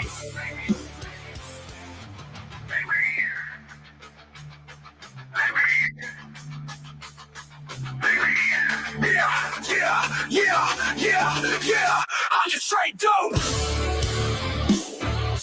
Tell it how it is, how it may be. Maybe. I'm just straight dope. Tell it straight dope. Tell it how it is, how it may be. Maybe. All right, that's the edit done on that, Nathan. 'Cause the rest of it is, I don't know, AI for you. Oh, well, I'm Yeah. gonna tell you right now, everybody liked it, man. You got a positive thing. I'm gonna go ahead and pull the thing on it so I can put it in the description. I'll copy it. Thank you. I appreciate that. And if anybody watching subscribes to the channel, I have a bunch of other songs that I kind of wrote and ran through the same process there. And I don't know. I think the lyrics are always pretty cool. So, I'll post them on there, give you a little something to watch in the meantime anyway. Yeah, and most of the stuff that I write is actually right along. It's very like occult, but also physicsy. So, Nice. yeah. I just wrote a song called "Shoot the Spark," and "Shoot the Spark" is it's a song literally about everything we've been discussing but it's innuendo. So it's like the fall of energy from serenity, basically creating a void and falling, trying to right itself, and finding order as it falls, but then leaving another void behind, just continuing the process. And then ultimately being shot back up to the surface, as something entirely different and new. So again, it kind of dabbles in the whole, physical, metaphysical situation, and follows the exact equation of my little chart that we did last time. Yeah, and then I have a whole bunch of other stuff too. Being a slave to society, all the fun stuff. You know what I think it is? Hold on. It's your name that you put there on your screen, man. That's what people are getting on. Yeah, I love Limp Bizkit. I'm not gonna lie. No. I'm saying the controversy in the chat was because of that. Oh, was it? Yeah. So, I mean, because of what you put your screen name as. So the straight dope is like super innuendo too. No, it wasn't that. It was the straight dope community idiot. So he's just reading your name off of there, right? And just wrote, here's what he wrote. So watch. Yeah, no, I'm not one into drama, but I'm digging, but I want to see. You get what I'm saying though, right? Because it says, hey idiot, and it meant nothing bad. Oh no, listen, I call myself a community idiot. Well, that's what I'm saying. It wasn't that he meant it bad. And that's what I'm trying to say here. People take it as a derogatory term. Oh no, I legitimately named myself that. I could put Santa Claus when I came into the room, and that's just what it would have been. I mean, the name straight dope just generally though is an innuendo. Calling myself a straight dope, I'm a dope, but also to speak the straight dope means to speak the great truth. You know, it's in news. I think it's even a news column that's been around since like the 40s, if I'm not mistaken, where they originally coined the term, just talking the straight dope. You know, Yeah. and it was just always the real story about what everybody else might be misreporting. You know, and then like think of me what you want to, but maybe you just think I'm straight dope. Maybe you do. Maybe you I'll don't. take it If in the you good don't, I don't way. care. Yeah, we took it in the good way, never the bad way. That's it. And yeah, I'm self-labeled as the community idiot because I'll be I don't. honest with I you. don't. If you listen to the song, I don't claim to know anything. I Oh, just have ideas. That's it. I just think the fact that you made like a hardcore rap song, not like hardcore like they do it, but like in a metal type, you know Mhm. what I mean, a rap song, and then it says straight dope. I think that's just brilliant. Thank You know you. what I mean? I Yeah. love it. Absolutely love it. Yeah. I'm a former wannabe musician. I played bass guitar for my whole life. Right on. Up until recently, at least I had to sell it, which sucks, but I'll get back, and been an artist my whole life, so I do that and like to read. So like, it's like kind of all in there, I creative soul, I suppose. Right on. Terran Earthlings coming in the building, man. Awesome. So yeah, they all seem to like it, Joe. I like it. I Yeah, actually thank with you. that program might have even come out that way. It did a oh my god, like a classic rock, and then it did a techno version, and I just put my head in my hands and I go, "This is awful." It was just the worst thing I ever heard. You know what the trick is with it? Like when you're asking it to write you music around it, is like you might not get it on the first shot because you might have to adjust some of the lyrics to fit like whatever algorithm they're trying to dump it on. But if you just put classic rock, that's what you're going to get. Now, I didn't Yeah, necessarily even want like the lyrics to be rapped, but after hearing just how it was generating with certain forms of metal that I was going for, it wasn't it was kind of screaming it and it was like not doing it the way I wanted it to, and it wasn't. So that's when I changed it to be more of a new metal vibe, because the way that the lyric structure was just, I guess, wanted to be that way. So so hold on, I'll help you out with it though. real quick. Sunyo, SUNO was the program, right? Yeah, Sono. You could try it for free, and then if you want to use it like a lot, it's like a pretty nominal charge. It's like not a lot of money, but you can make like over 500 custom songs per month. Right Um, on. yeah, How and many songs per month? I think 500 Oh my god, custom that's a lot. songs. Yeah, you might be able to like generate random stuff for free, but like if you want to make your own stuff, then yeah. By the way, Ulysses playing Rage. That's literally my favorite band to play on the bass. It's yeah, bomb track, man. The intro.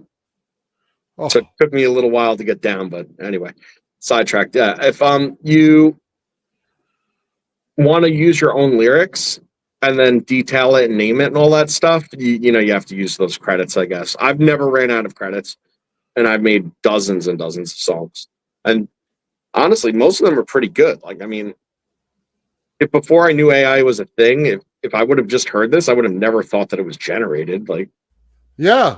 Well, no no, it way. sounds like you had a band and they're playing, man. Yeah, That's cool. Yeah, I'm gonna have to do I was like a little impressed. intro because I never put an intro on my stuff. I just go straight to it. Maybe something small. Like I Yeah, my said, my though, format is going to be a little different because I think I'm not going the live route um frequently. I think that I'm going to stick more to edited content. I've watched my stuff back and I'm honest with myself. I know where I need work and stuff like that to be able to make decent content. yeah. And I think at this stage especially, my comfort level on camera is like in need of editing. Well, part of putting it out there, man, is like your creative vision. So if part of your creative vision is that music, by all means, put it out there. And then if it's part, what we do here, a little bit of physics, a little bit of fun, put it out there, man. I just want to bring it all into the mix, Yeah. I want to draw the connection between everything is what I want to do for people, Huh. Yeah, I definitely need help with it. I get around on the computer and I can do it all, right? Some programs I haven't gotten into yet. Like I want to get into the little AI thing because I want to make just simple things like a little Star Trek characters for the guys that come on the French think tank. You know what I mean? Yeah. And just to be funny and little jokes and stuff and use their actual voices in a way that wasn't meant to be so that it's funny. That but I just haven't had the ability to do it. Every time I get in there, man, I create one thing, right? And it's not good enough. And then I go, okay, now that I understand the program, the credits are up and I have to pay for it. And I'm undecided if I want to take the next step yet because I haven't seen anything that's polished enough to get me there. Yeah. And that's something that I've suffered with too, for what it's worth. I've used a bunch of like just AI services, just fooling around, trying to get to know the technology. Usually what ends up happening is I'll subscribe for a month. And if it like becomes repetitive and stuff after less than a month's use, then I just cancel the subscription because it's like, at that point it's useless. I mean, like I was a graphic artist for like 10 years. And I mean, I feel a little neutered right now because I don't have my like old photo software that I used to use. I didn't use Photoshop when I did it. I used a Microsoft program, and I'm having a hard time loading it on to my computer since I had to reset my computer a few months ago. So like when we were talking about graphics and stuff earlier and just showing some visuals, like Yeah. I'm like, I know exactly how to do this and what I want to show and how to do it. And I'm like, but I can't get the damn program to work. So I'm sitting there on my cell phone with a stylus, like draws these lines. It's like, it's mental. Yeah, it drives me nuts. And then I was talking to one of the viewers here, Brandon, who is the guy I'm linking up with to maybe do the channel. And like I could draw whatever but every time I try to describe one of these processes I'm trying to explain, and I go to put it on paper, it makes sense to me. And then I look at it again 1 second later, and I'm like, this is really abstract. Like I'm still gonna have to like explain like so. That's why I stayed away from it. That's sent you the photos, but we didn't even need them. I think we got the point across with being able to discuss it. Who was it? You say the guy has. Let me see. The symbol on his screen is white, and he's building a 8-sided building. Am I thinking of the right guy? Mm-hmm. Yeah. Okay. Sorry, I'm thinking. You know what I mean? He's always in the chat, and I always talk to him. You know what I mean? And I was checking out the building that he's putting up, man, and he shows it on his side. It was really awesome. Super cool, right? Yeah. Really geometric. Like I looked at him, I'm like, man, how many times you cut the piece of wood on the other side the same as the other and go, oh my God, now I can't use it. I was like, oh my God, this is the most complicated. It's like a repeating pattern all the way around. It's unbelievable. That whole thing is cool. That's what I was saying to him. I was like, it's absolutely unbelievable. I was like, yeah, you and I torn off the same cloth, because like this was the most complicated way you could have possibly have done this, and it's absolutely beautiful. Yeah, it's absolutely beautiful. It's like so think of like an 8-sided building that you got to put up, right? And that's what he's creating. And then like at the top, it's like angled. If I'm not mistaken, he's got like 2 or 3 levels at the top, and like windows. And I'm looking at this thing and I'm going, oh my God, dude, that really is intricate. Like I used to build cabinets, my brother's a framer, my other brother's an electrician, and the other one's a painter, man. We got like a whole crew here. My dad was a general contractor, so we all learned it. And I'm looking at that going, I don't know that I could take the time to be that into it, you know what I mean, to get everything that precise. And I built cabinets, man, and it was like everything's got to be that way, but that's on another level because beams are twisted, things are shifting. You know what I mean? And he got it like dead on. It's all so cool. polygons. It's all polygons making it like a perfect globe, and it's just awesome. And it's big, and it's you could go in it, and it's like wow, it legitimately blew me away. And it's just really good people on here, that I've met and talk to on a regular basis. And I mean, I know Sean's another character, and I love when you have him on, just generally. But did he change his symbol? Hold on. Maybe I'm thinking of something else. I have to check that out. I'm going to go back in there and look. So, maybe he's talking about his own project. Hold on. So here's what I'm reading, Joe. Thank you, guys. Took me a year on and off. It's got to be him. He must have changed his, you know what I mean? yeah, that's right. That's Brandon. That's him. All What's right. up, dude? Right on, yeah. Yeah. So, it's all great stuff in the making. I'm super duper excited about it. I didn't even make the connection between that being Brandon. I'm stupid because these things pop up so quick. Yeah, there it goes. Okay, he goes, yeah, it was his day. Okay. Now Yeah, we're fair. on to you. Now we got you. I'm used to seeing one thing, and now I see something different. Yeah. Yeah, and there's this. That's like the shape of his thing down there too. See? Yeah, That's that awesome. makes more sense. Yeah. Uh-huh. So funny, man. I get lost sometimes because people talk to me a lot, and I look for the symbol, and that's how I recognize everybody, right? And the conversation we were having is based on that symbol. When they change it, I'm lost. Like for me, it was the angry old man face on there for the longest time. And then I just changed it. And then like everybody's like, is that really him or is it somebody else? So, Well, you know what? That's fair. That's fair. I yeah. can, there's a lot of people that like, will steal people's content and just try to, capitalize off of it. And I mean, it stinks when that happens, but like, welcome to self content creation, I guess, where like, if you're not super duper well known, what are you going to do about it? Like report them, then they get their account deleted. So what? Check it out. I put it on Creative Commons. So anybody that wants to take anything from my channel, go for it. What you're going to get is my face all over it. So they're going to ask you, who's this old man in your show? And you're going to have to tell them. That's it. So do what you want. You know what I mean? Usually most people are respectful. They just link back to it. You know what I mean? And then, they come in and visit the show and that's it. So that's cool with me, man. I'm all good with it. It wasn't, I never did anything I didn't think they were going to take anyway. So just take it. You know what I mean? And I don't put restrictions on people. If you want it, you got it. So, but I don't know, man. Here's a piece of art that I actually did. See if I get some light on it. Oh, check it out. People love art. Yeah, I got a few pieces I could show. I don't know. The lighting's terrible over here, but here, see if I can flip my camera. Figure out how to do that. Okay. I'll be going like this. It's fine.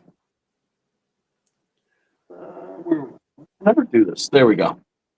So got like an all-seeing eye, and it's supposed to be like an ethereal realm that got broken up into pieces and then sucked into itself.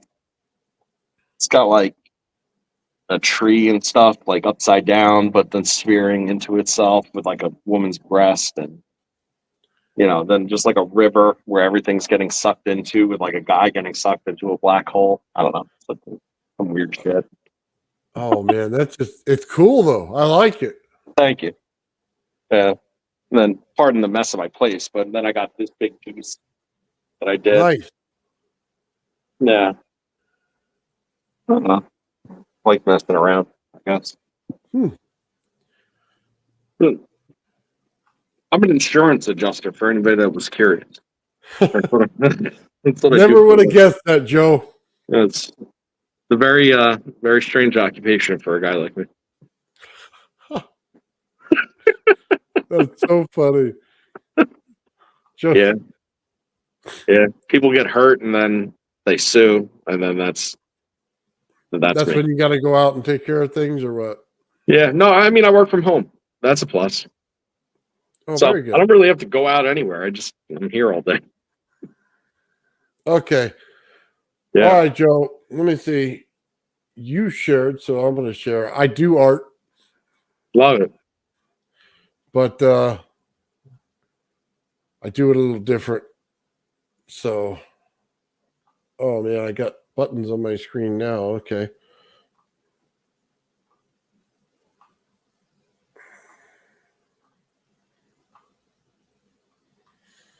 Ah, cool.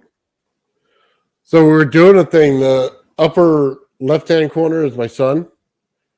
Then the bottom left-hand corner is my beard. And the upper right is my wife's face. So, and then the bottom right is my son. So That's cool. just a little bit different. I don't paint, so I just do a little halfway realistic art. You know what I mean? Faces, stuff like that. You know what I mean? Banana shading. I don't know if I have it in here. Let me see. I'll pull that up. That's really cool, man. I dig that. Like the whole idea of it is very creative in itself, and then it came out great. Yeah, I did my son's face. Nice, man. So, and then I'll show you just for fun the shadowing aspect of it.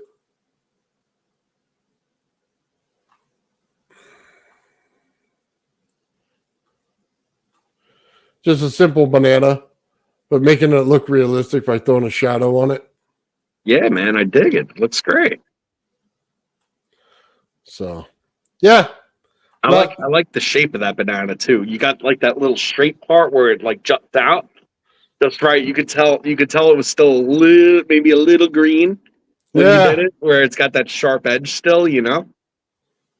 Yeah. Very cool, dude. Yeah, I work in ink. Yeah, I work in ink, which is like basically like working in watercolor, except it's like not forgiving. And like gotta build it in layers, and sometimes like I just lose my mind with how many layers I find myself having to do to get to the saturations and the shading levels that I want on certain things. Like I have so much stuff, man, that I've done with the painting. Some of my realism was really nice, but for what it's worth, I mean, it ran me into some personal issues. So I finished up doing that. Now I just stick to more abstract topics. I was doing one of Alex Gray's pieces. It's like a metaphysical piece. It's actually the cover to the Tool album, which is my logo on here. I never finished it yet though, but it's right there. I can grab it and show you. Nice. Got a question here. You guys in the chats do any experiments? Yeah, they do. I'm going to tell you, this chat is usually full with people doing experiments. They all tune in to see how the coils do when we do the French think tank or we do the Wednesday, and they all build circuits and tell you exactly how to do it. So I think that's really cool about the stuff that we do. Is hopefully later on they'll come on the community on the Wednesday, and they'll show their experiment and how they did their circuits. I think that's mind blowing because then everybody can repeat it, and that's so. Yeah, there are a lot of people here who do experiments. Oh yeah, when you see that stuff, you're gonna lose your mind because I mean, it's just like you want to talk about art? Wait, like these coils that people are building are just out of control. And honestly, even if they didn't function as purpose, like you could hang it on the wall and just be like, "Wow, that's interesting," if nothing else. Absolutely, I agree with that. Yeah. When Joe's on, you never know what you're going to get. It's sort of that's kind of why everybody loves it. Right. Well, here we go. Oh, look at he got there. That's his whole thing in his on his page. Yeah. Oh, dude, that's awesome. It's just like, sometimes like I work on something and then when I feel it getting tedious, I need to put it down to be able to then get back to it, because like I need to be in it and passionate, or else I just get lazy. So that's sort of what happened with this. Like I think I spent like a good solid day working on all the musculature on this thing and whatnot, and then I was like, you know what? I think I'm gonna take a break from it. So Yeah, but I'll you get have back to it. skull in there, it looks like in the definition, like in the bones. It looks like when you did the white and then Mhm. in there and how it tied in the muscular, yeah. So how I do it is, I mean, it's my own self-taught process, even though I, took plenty of art classes and stuff for fundamentals way back when, but um, found out later on that that's like how a lot of the old world greats did it. Is I start off in underpainting, and I do all the underlying shadows and darker spots, and I work from dark to light, and I build the layers of shading and ink up, and then I use counter tones and stuff for shadows and whatnot. It's just something I do. When I was doing portrait stuff, the portraits were looking really, really beautiful. But like I said, it just ran me into some personal issues. So, I'm just better off sticking to, skeleton bodies and such and abstract heads. So, Right on. Yeah, I do have I don't know if to talk about your channel or mine, but somebody's got a Rodin Coil in the background. I got my own. So awesome. just show people. It glows in the dark, Joe. I mean, why not? So the thing is, here's the thing. It looks blue, right? But it's actually purple. So let me find this for you so we can show, because it's art in itself, man. When you get these things and you start Dude, building, that thing is so cool. Like, if it did nothing, that's exactly what I was saying. If that thing did nothing, it'd still just be so cool. Like, I mean, the amount of work that goes into making that, man. Oh so man, that is neat. it's just something to look at, man. It's fun. And the cool thing about when I do like colors like this, when you get something to light up next to it, like high voltage next to it, it'll actually trigger it to start to put energy into it so that it'll produce the glowing effect. So Cool. that's what I loved about this kind of filament is I would do high voltage experiments, it'd be charged up, and then like half of the structure that I built would have that glow in it and the other half wouldn't. And it would just be awesome. Well, that's actually a good indicator as to where what's being thrown off where too, which is because it makes sense. It holds the charge and then you know acts as like a material capacitor in respects. Yeah, Super check this cool. out. So there's the light up when it's fully charged. Man, Ethan, that thing's awesome. And I love how the wire just shadows it in there. So I don't know. Yeah, It's well, really what you cool. got to do now is make some plasma, so it really go. You know what I mean? Like that would really be something to look at. Yeah. I wish I did a different material if I was trying for plasma. Yeah, I'll tell you fair. that right now. Oh man. I'm trying to think of how to do that because it's all in distancing. So you would have to create one coil with a secondary coil over it.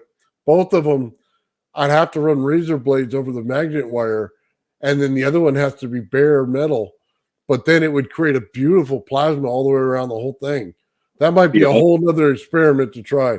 Just to look at, if nothing else. I'm telling you, man, that might be worth it. Yeah. Yeah, you're right. I was looking at non-Newtonian fluids and stuff because I had messed with those back in the day. I was wondering, like, how cool it would be to dope a which is another innuendo with my name, by the way, because if there's anything I'm obsessed with, it's material science. Love material science, But if you dope the non-Newtonian like fluid, like oobleck or something like that, where it flows like a liquid and then gets solid on impact, I mean, you could put some interesting mineralization into it, probably still have it hold its characteristics, and then I'd be fascinated to know if you were to make it conductive or magnetic or even piezoelectric, if you were to throw some, micro quartz crystals in there and stuff. Oh, I have some crystals. I got a big one. Okay, I got a giant piece of quartz in my front yard. Okay, it's if I get the camera like this size. Okay, and then I think I got shade or slate or what? I don't not slate. It looks like quartz, but it's not. So yeah, it might be. It's still clear, but it's just not quartz, and you can tell by the density of it. So when I hit it with my hammer, if it flakes off, it's not quartz. But if I hit it and then my hammer starts flinging back, I got quartz. Okay. Yeah. So then it's about cutting it and everything. And as soon as you start cutting it, the whole thing lights up. I should just show my saw going through it, man, because that would be awesome. Because the entire piece of quartz lights up. Oh yeah. And it's just like boom, boom, boom, boom. As you're running your saw through. It's awesome. I've cut some really, really cool pieces of quartz in my life, and exactly what you're saying is exactly how it goes. Like, especially when it's super transparent, you could see the piezoelectric effect. Oh yeah. Like 100%. And then you also have just the generalized friction sparking and stuff like that too, combine in with it. It's super cool. I actually had a rock that was super cool. It was like kind of like an agate, but it was like plumy on the inside. And the plumes were caused by like iron ionization and like hematite also, like so iron oxide. And when you cut the stuff, it was lighting up red and yellow, the entire rock. Oh, nice. It was really, really cool. Yeah. Oh man, I'm gonna have to show some of that on my channel. You know what I mean? Just yeah. A little bit of cutting the rock, a little bit of experiment, put my piezoelectric disc on it, and then throw some ultrasound through it. See if I can't get this thing to put off some color. So I mean, all the different things you could do with it. I should, since I have it, I might as well try it. And like you said last time, cut holes in it, run them through there, and see if we can't get that magnetics in there. So I got to figure out which side of it is the magnetic side, because there's one side that'll pull magnetic on it. And if I can find a small enough piece that has that, you know what I mean, in a nice structure, I want to see it spin. You know what I mean, inside. If I can just pull that off, and I don't care if I have to put it on, a little post with some bearings under it in order for it to free spin, as long as that magnetic hits there and it spins, that'd be cool. Nice. Is it magnetic itself, or does it attract the magnet? Is it like iron rich, or is it magnetite? It's like, I don't want to say, it's not iron rich. It's more of a repulsive force where you feel it. As soon as you hold the magnet in your hand, you come near it, you'll start feeling that repulsion force to it. And then that's why I think it'll spin just fine. So, but it's hard because there's so many sides to it, and you got to get the right angle and where it's cut. And once you do, then you'll find it. And I don't know exactly the structure that creates that. I just know that it does. Yeah. Well, you're going to want to, what you could do is if it's clear enough, you can hold it up to light and see where the inclusion is. And then you can try and isolate it that way. Because, if anything that has a magnetic force, there's only one mineral technically that is naturally magnetic, and that's magnetite. That's it. Like, other than that, it's an anomaly. So if it's showing magnetic properties, not that it's ferromagnetic, that it's actually magnetic. I don't know if that makes any sense. I don't know that much about permanent magnets other than what I know, which is limited. But, that's the only one that would have a repulsive force, though, because iron would always be an attractive force. Yeah. So, yeah. Try to see if you can see what it is. I don't know if you could see this. This is like, oh, there's the camera. Yeah, that's like, this is a piece of quartz. Give me this is citrine quartz. And it's got all that yellow in it. Yeah. But you can see how you could see the inclusions of the yellow where it's more significant? Uh-huh. No, I mean in this case, that's iron that was ionized and then heated. That's how it turned yellow like that. Okay. Now, it's not iron in the sense that because it's so transparent and stuff, it's not like iron filings or something like it might be in some other cases. It's iron ions that Okay. are in the brine soup of the silica when it forms. When it comes to magnetite formation, on the other hand, that has to be a self-structured crystal element itself that's then within the quartz structure. Because if it was only ions of what it is, it would not be magnetic. So you should be able to see something if it's clear enough to be able to isolate it. Unlike this, where it's just throughout the material. Even though you could see it in bands, it's still throughout the material. Gotcha. Yep. I'm gonna have to check that out. Yeah, you know I love my crystals, man. I wish I was closer to you. I'd be like, here it is, but it's always hard. And showing rocks on camera is, even when just taking a photograph, it's the most difficult thing you'd ever want to do. Almost all of the phenomena, that even visual phenomena, is insanely difficult to capture on film.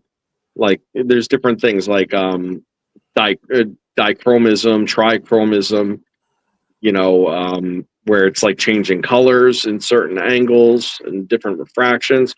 Then there's like chatoyancy and asterism and stuff. And all these things, like, you seem like they're beneath the surface and like depth. You take a photo of it and never like shows that way. Yeah.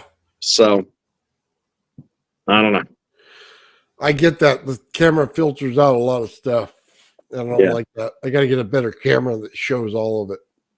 Yeah. When I do my channel, I have a DSLR. So I'm going to have to figure out how to integrate that into, Well, yeah, if you're showing a lot of crystals and stuff like that, you got to be able to show it. Yeah. Exactly. Yeah. Better than streaming on my phone anyway. It's always a weird camera angle. It's like all my head. Yeah, I get that, man. I deal in a lot of high voltage, so it always distorts my camera.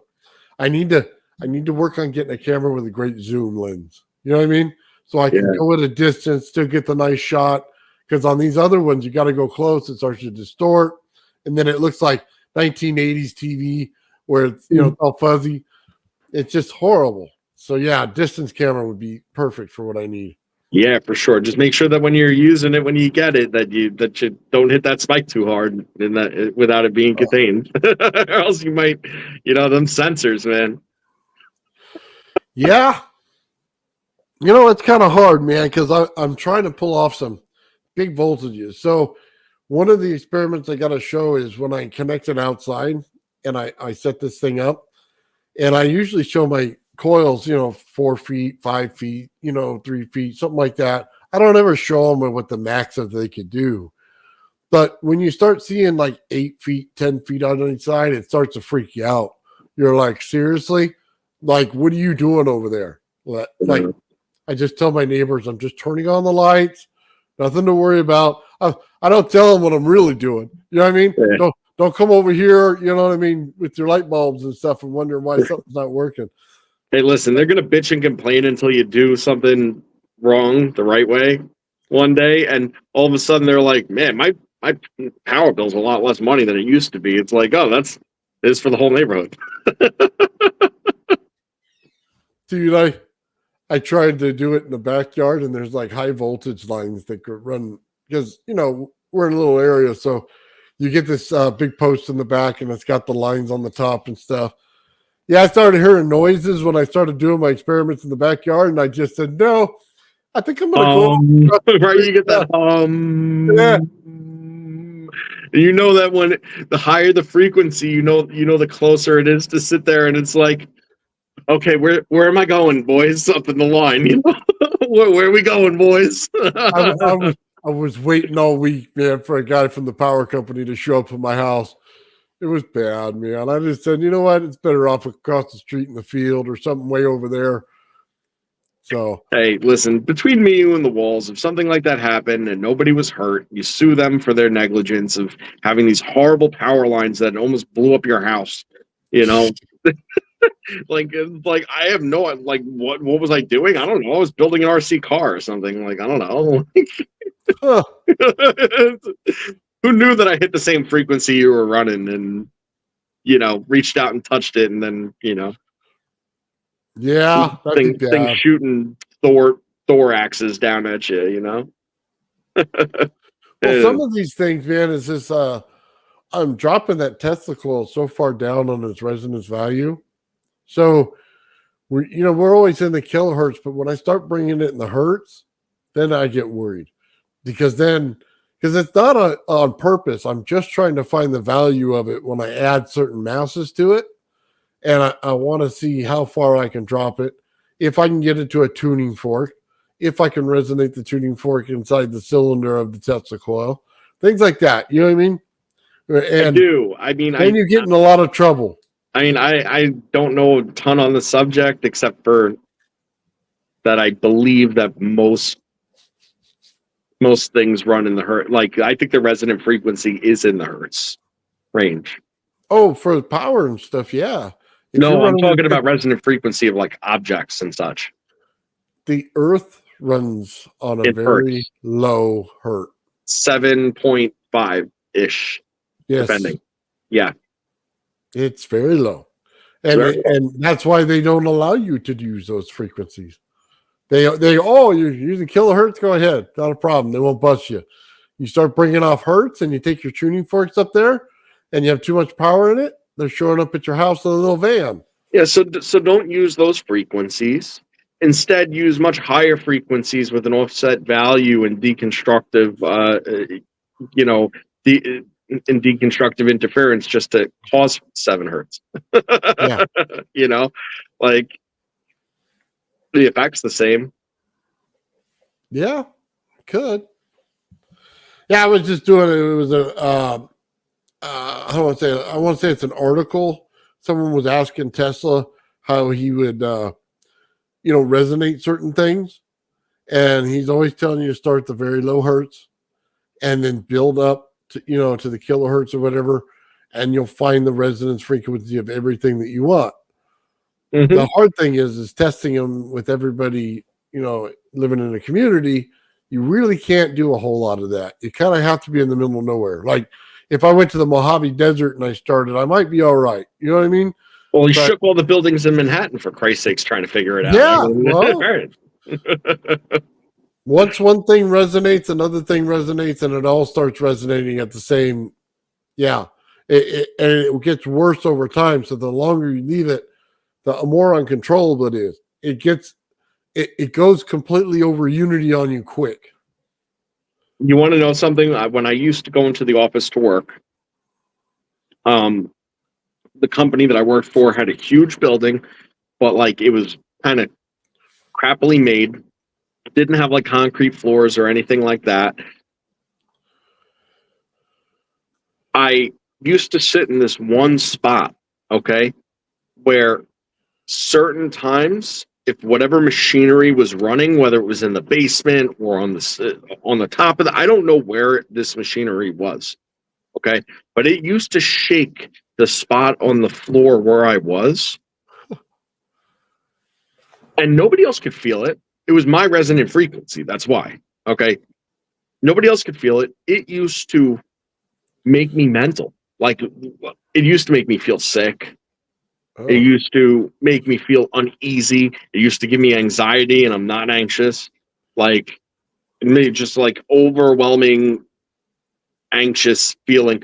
And like I could feel it running through my entire freaking body. I could feel it coming from the floor, And I would literally turn to like the girl next to me who I was like friends with, and I was like, "Hey, you feel that?" And she's like, "No." What? And because it would shake me, I could hear it too. Because it's literally rattling through my bones, and I could hear it. Yeah. And it was crazy. Like it must have been just off of my own resonant frequencies by such a marginal amount. It was enough to create sympathetic resonance in me. But like the offset being something that would probably make me unwell. Because when you start going a couple degrees in either direction, that's the difference between feeling great, whole, light, and floaty, and feeling absolutely sick and awful. It's just a very slight differential. But yet, as you know from making the Graviflyer work, when you get that thing in resonance and you look at the peaks and troughs of how they line up, there's a certain tolerance of where those peaks and troughs can be in relation on either side of each other as to where the Graviflyer is going to resonate and work. Yeah. And that's the differential that I'm talking about. If it was just fractions on either side, it would be a different story, but it never was. It never was. It was always like just shaking, anxious mess, to the point where I was like, can I move my seat? Like, can I? Then I didn't make a big deal about it, because what am I going to do? But I would have to get up and like walk around every so often. Yep. Well, some things, man, you're not meant to be around in nature. You know what I mean? So that's why I love when you go out to the middle of the falls or something. It's always so peaceful because it's like the right thing around you. So literally the best. Yeah. We used to have a big waterfall, and there's a hole at the bottom. So it's a giant thing. We used to jump into it, you know what I mean? And we're in the middle of nowhere, man. And just mountains around us. It was one of the coolest places ever. So it was deep too. Man, that thing had to be like 10 feet deep. So, that's awesome. Yeah. It was like the funnest time, man. Yeah, a buddy of mine has a place upstate New York, and we went there a couple months ago. Same sort of situation like you're sort of describing. It was like a nice flow to a river, and then there was like rocks that you kind of like walk out to without even stepping in the water.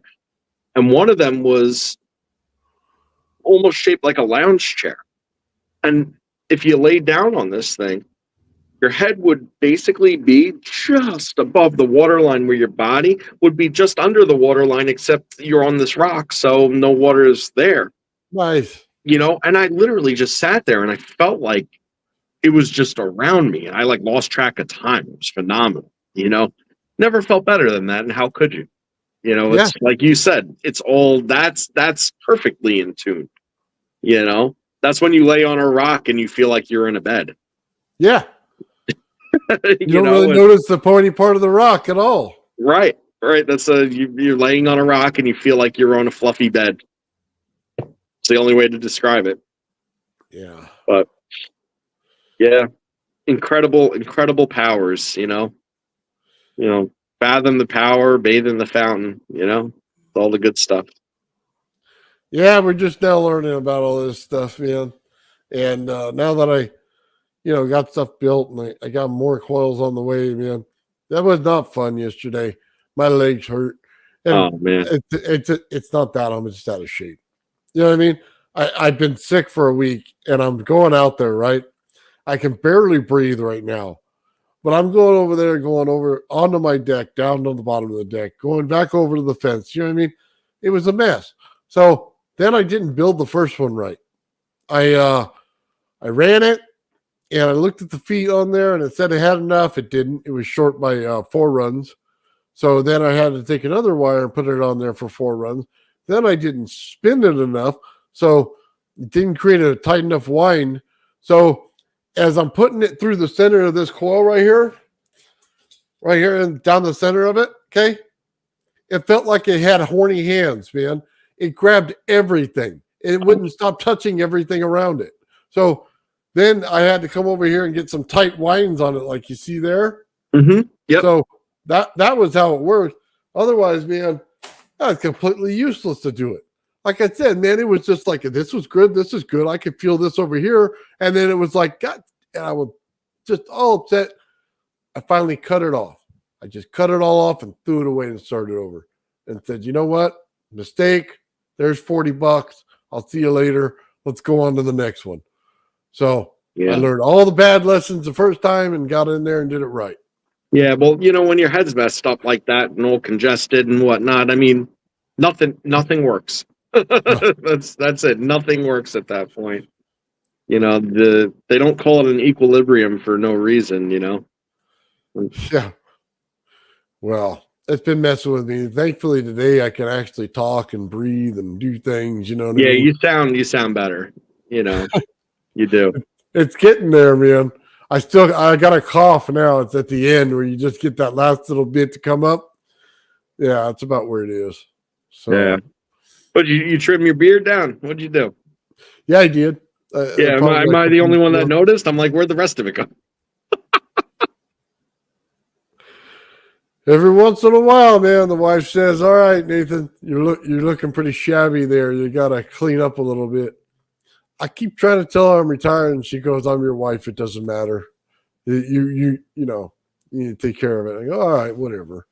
Hey, So listen, I know all about the doing as they say. So you know, you just say, you know, that's yeah, it. It's one less thing. you know, sometimes, man, if she lets me come out here and play in my garage, you know what I mean, doesn't mess with me, and I can do all the stuff I want out here. I can trim my beard once in a while. That's it. You pick and choose your battles, and you know it's all give and a take. Yeah, That's it. Right? That's the saying. Happy wife, happy life. yeah. Well, after what 21 years, I think it is. Yeah, it's Nice, man. smooth. Congrats. So right on. Thank you. Oh man. Yeah, I didn't make it that far. Like I made it 15. Oh, It was a good run. That's all. Only so much that anybody could tolerate. I think your beard looked better before. It's looking full. Yeah. Yeah, well, it'll grow back.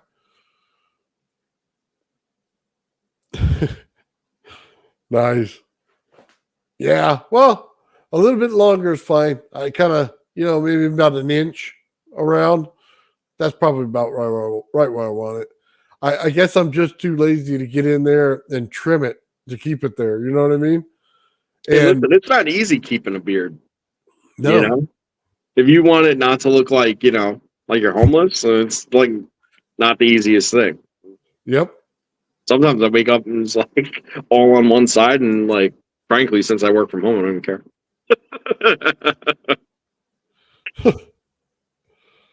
Oh, look at this. 27 years. Good job, man. There you go. Oh, let's see. Y'all want to talk about science now? Yeah, let's talk about some Yeah, science. material science. I Yeah. I've said my beliefs on it before, but I really think that we're at the point where like I think doped ceramics,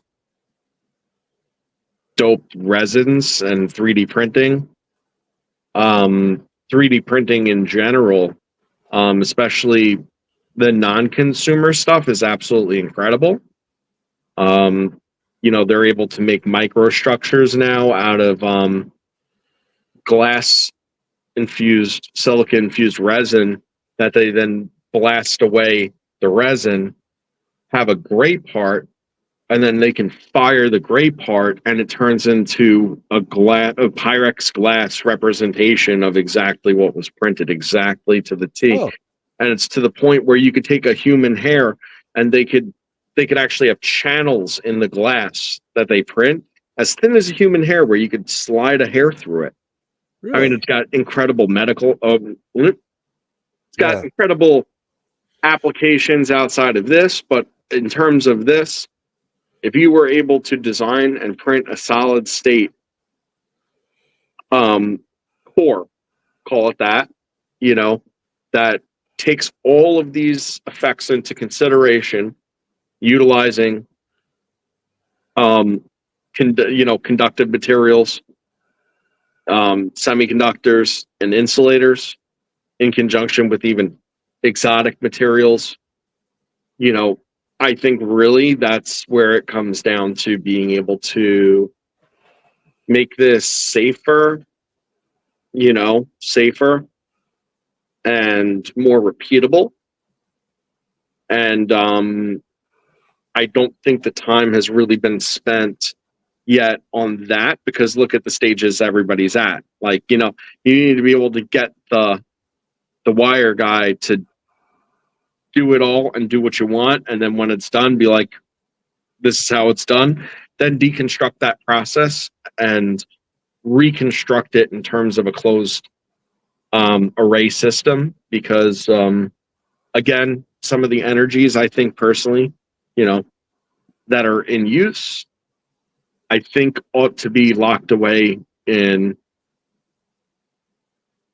in a cell structure, to the point where if the system were to be broken into, the system is broken and the effect that's dangerous is gone. Because realistically, there is, in my opinion, the high potential for dangerous effect. If you don't know what you're doing, you can't just hand this stuff to anybody and be like, here you go, here it is, it works, go play with it. Like, you can't really do that. Well, what I like about 3D printing is if you create the structure on your computer, it just prints it out. So if that structure was done in mostly copper or something like that, man, it'd be so much easier to wind one of these coils, put it together. You know what I mean? It'd be so easy.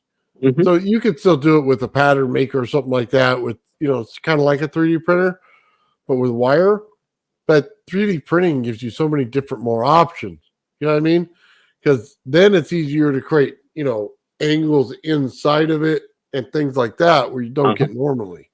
And you could control what the fields are doing inside of the material depending on what interspace material. Like, it doesn't have to be hollow. It could be, the whole thing I'm thinking is like, you could actually make it solid where it's creating these fields, but having the solid that's in between them, maintaining and locking in the effects of the particular component, and accentuating it. That's what I think personally. Oh yeah, making a crystal lattice. Absolutely. Yep. That'd be one of the top things. That'd be one of the top things that you would want to do, because that's just amazing that how it forms and everything. Yeah. Especially if you were to make a crystal lattice like wire structure, let's say, and then you could actually form crystal around it too, which might be interesting. Like, I think of all these different opportunities to see what happens and exploit this, Yeah, well, we're getting there, man. They're 3D printing some metals right now. They've been doing that for a minute, yeah. But not for like my use, not for $1,000 printer use. They got like multi-$1,000 printers that could probably do it pretty easy. But I'm not on that level. Well, my understanding wasn't so much that the restriction was the printer, as much as because you could modify your printer to print the filaments that will fire into metal.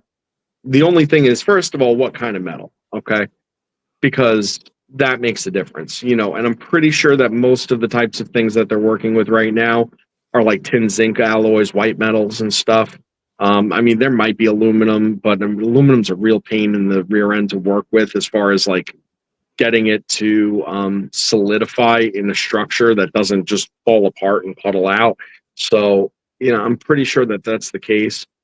The restrictions are really, the nozzle has to be stainless steel, or better yet, it could be like they make like corundum nozzles, sapphire nozzles and stuff. That way, the abrasiveness of the filament doesn't damage the nozzle or clog it. That's one aspect. The other thing is you need a kiln to fire this stuff, and I think that that's most people's restriction. Yeah. Well, I saw they were building rockets and they 3D printed the rocket, or I should say 3D welded it. So it worked like a printer, came out like a welder, you know what I mean, and built different levels as they went. So, Yeah. and they were talking about how instead of putting two pieces of metal together and then welding them, that this was supposed to be more of a solid structure. So if they got it to flow that well, then absolutely. For sure. I think that resin is just the better and more practical thing. It prints better, like resolutions, and you can suspend a pretty high tolerance of particulate in it and still have it cure. And then once it's cured, you could do a burn off and then a solidification. I've seen it done on the internet. I'm not saying this is easy stuff, Okay. but it's people aren't not out there trying, and there are people that are successful. How available they're making their secrets is um a little unknown to me. I haven't looked into it that much, but Yeah. it's if you don't mind risking the 350 or 400 on a 3D printer, with the worst case scenario being that you goop up every single part of it, I have and extras here. I have probably about 13 right now. And I was just using a couple the other day. I wish I had the same color filament, for a lot of this stuff. It would have been a lot easier. But I could only use one or two, so it slowed it down. yeah, I love it when I have multi of the same color. Oh my god! Within one day, I built the whole structure. It was just, it's amazing, man. I love that. Love that because I got a bunch of CR10s, and instead of buying like a giant Bamboo Labs, I just bought a CR10, a bunch of them, because it was cheaper, and I could fix them easier, and I could put whatever parts I want into them and still have it run. yeah, So yeah. that's what I liked about them. Yeah, I only ever had one. The one I had was a Flash Forge. It was the big one. Okay. The good thing about that machine was the heated plate and the fact that it was enclosed. Because when it's enclosed, it gives you a lot more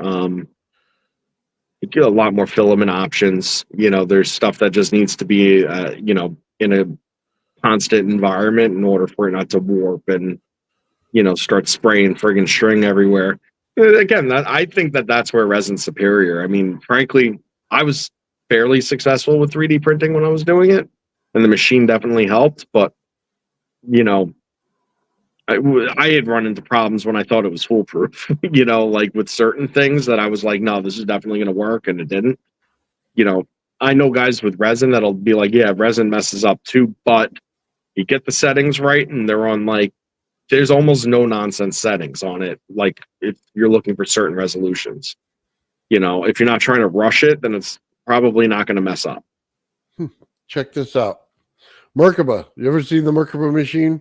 I have. Okay. This is him right here. He's joining us in the chat. Love it. He's working on the ring for where the magnet goes. So in the center of his device, he has his sphere magnet, right?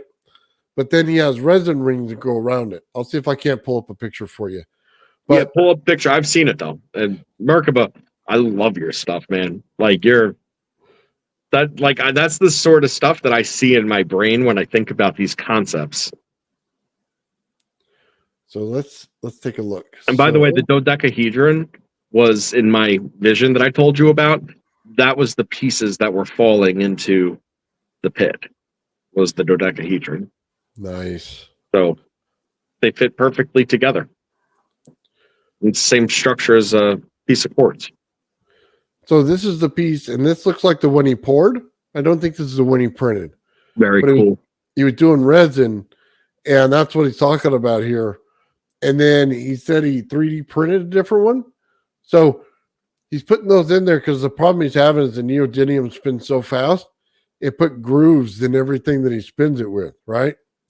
So the only thing you could do is put in this kind of stuff in order to get it in there.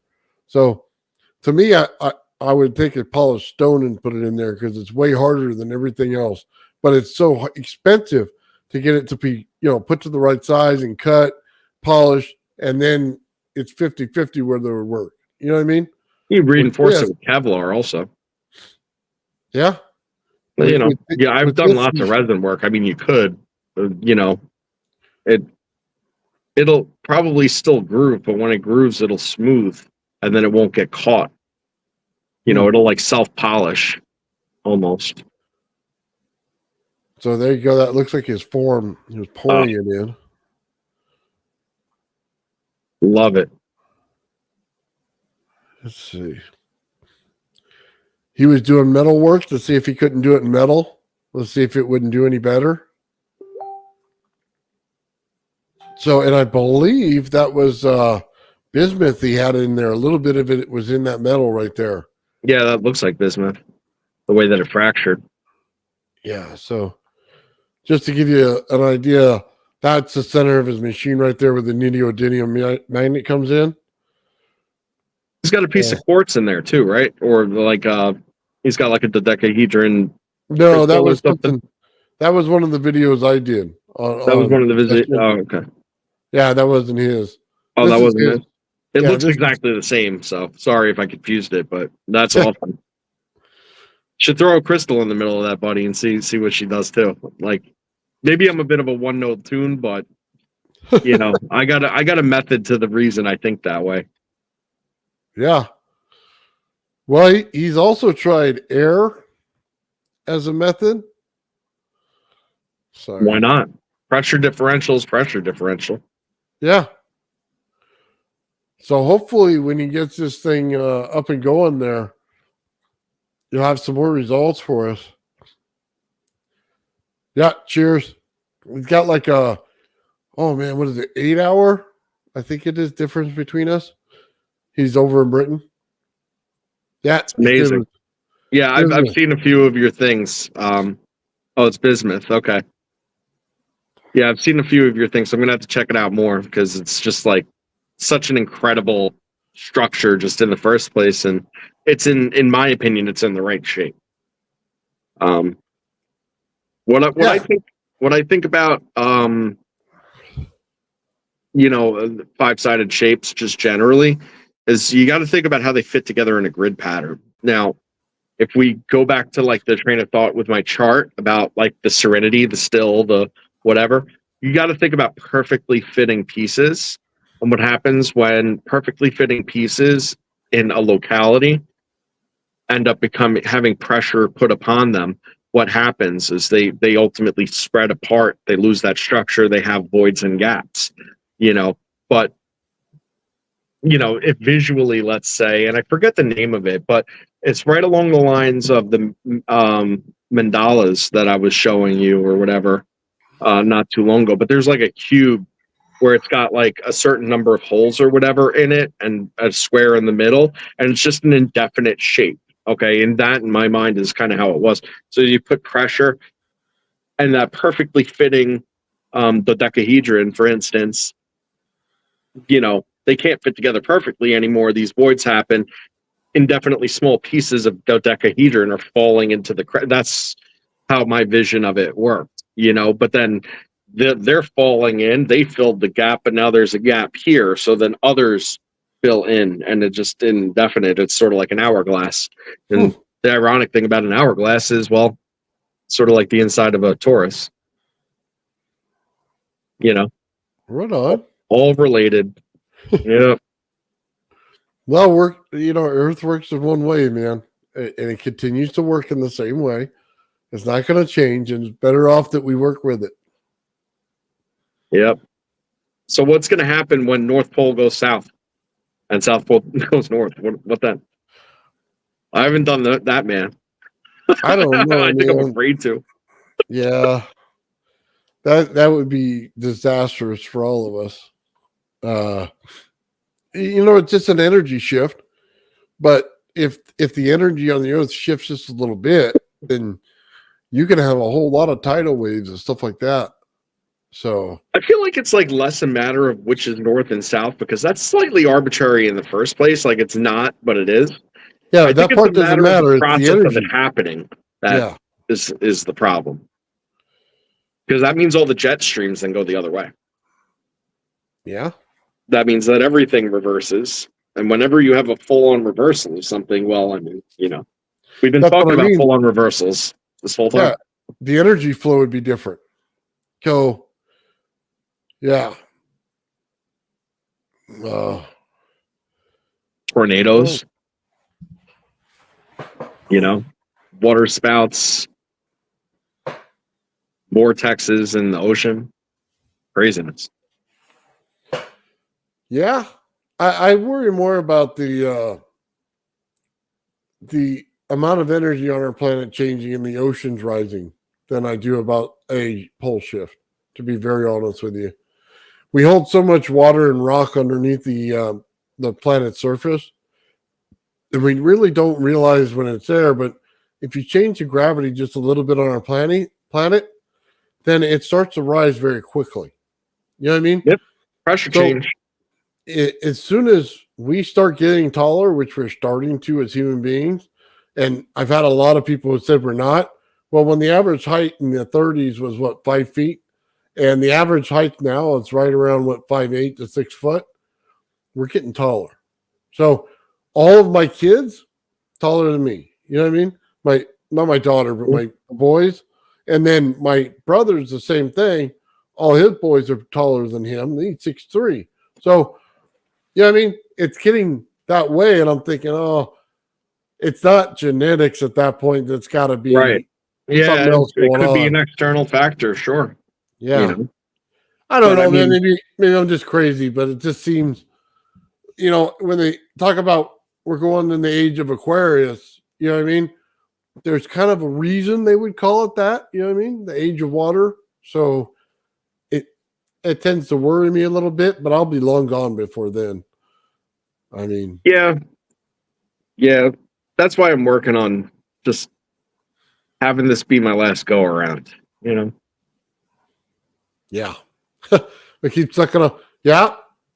The engine will seize up. That's correct. I don't, they fill it with salt water, and it's like, oh man, can you just make a corrosive part to what you just pulled out? That's the dumbest thing in the world. So, Yeah. Yeah. It's a crazy world we live in. And I'm just it's a crazy time that we live in, you know? Because I just feel like, we had a lot of answers at a much better point in time where we were, but like everything is subjective, because it's like, if we would have had all this technology, and the word spread across the world because communication was easier and different, let's just say, and it wasn't suppressed at all, and that's just the way it was. you know I've heard said before, like, just because, like, let's call it an alien species, let's put it in that perspective for a second, right? Just because they have this higher technology or have greater evolutionary abilities, let's just say, right, doesn't necessarily mean that they're more technologically advanced when it comes to certain things, because society runs that. So, like, you may go there and be like, well, I mean, what do you mean you don't have a equivalent of a television? You know what I mean? It's like, well, I mean, we just didn't, there was no societal need for that, and we had other things, so it's just like whatever. Or all these other things. Like, I think that by having suppressed that information so long ago, and then having us undergo an industrial revolution, yes, and that's exactly where I was going with this, is that we're in the golden age of peace right now, because there was so much violence. That's exactly, like, I was getting there, but there was so much violence and mayhem throughout all of human time, that now, even though it's waved in your face and you think that this is the worst it's ever been and so on and so forth, it's actually the best it's ever been. Like, even though we have a couple wars at nation, we don't generally have people running around the streets killing each other. We don't generally have armies of nations trying to conquer one another. Like, everything that we have is little blip incidences that come and go. yeah. And that's just now is the great time of peace, even though it doesn't feel that way. And it doesn't feel that way, by the way. Well, it depends where you're living right now. So if you're living in, a third world country, then There's never peace. If you're living where I'm living, then it's peaceful all day. Yeah, You know what I right. mean? It's a different world. That's it. So but back in the medieval ages, it was like you do one thing wrong and you're dead. You know what I mean? They kill you Mhm. for anything. And For it's anything. ridiculous. And yeah, I agree with you, man. It's the best it's ever been. It's just, it sucks when somebody was putting the thumb on the scale and you're like, okay, at some point, dude, just give it up, because we would like to all be in the Star Trek society where we all just do it for the betterment of everybody, but you're keeping us in the junk society where somebody gets rich. And I agree. if we were just on a, had our own island, we could just kind of change that all. And I'm not talking about some weird communism thing or something like that. That's not what I'm trying to say at all. I'm just saying that we'd live more with the earth instead of using things of the earth and polluting it. That's where I'm going with it. Well, I'll take that, and I'm gonna say the straight dope. Like I said, I'm gonna give the straight dope on this, and judge me if you want to, but I'm gonna choose my words in the truthful and to deliver it right manner the best I can. Okay. First of all, in America and in Western countries, we do not have capitalism right now. We do not have capitalism right now. Okay, this is not capitalism. This is privatized communism that you're experiencing right now.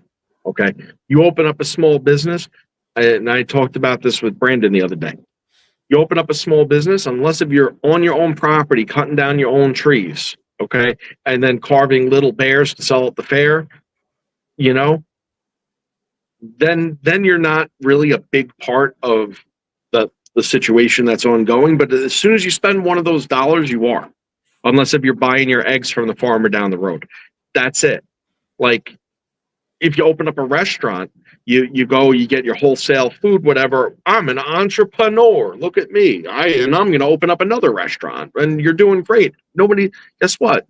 Everything that you just bought, and all the suppliers, and all the trucking companies, and all the gas companies, and everybody that brought that food into your restaurant before you ultimately sold it is the part of it. So by you participating in that part, you're a part of it too, whether you like it or not. The bank that you pay your loan back to, part of it. The car you drive, a loan on that, part of it. The insurance company you pay your premium mandatory to, part of it. The whole thing is that it's only owned by a handful of people, all of it. And even when you trace out of it to the private, like the mom and pop aspect of it, it traces right back to the same four. That's it. Period. End of story.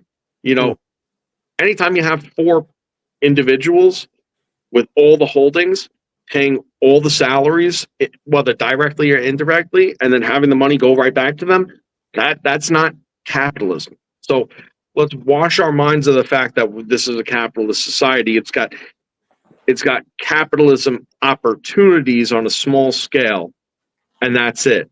But all the prices that you are forced to set because of the prices everything else costs was already fixed before you ever got a thing. Yeah. So wash your head of capitalism, because guess what? It might be a wonderful thing, but you ain't got it. All right. That said, I'm not for socialism. Okay. That ain't the way I swing. Plain and simple. But you look at things from an ideal perspective, from a utopian perspective, okay? That is the most ideal and good way. From a utopian, delusional, not of planet Earth perspective, it's a beautiful thing where people help each other. Everybody's got a little part. Everybody brings something to the table. Everybody takes what they need, and the intertrade of it is balanced in the sense that, okay, well, yeah, what you might be doing might not be as hard of work or whatever as somebody else, but it's just as necessary. So therefore there's equality in it. That works when you're on a cult compound somewhere in the middle of nowhere where everybody could swing that and do one trade. It doesn't quite work bigger It doesn't scale. work on any large scale because people are lazy and takers. Yeah.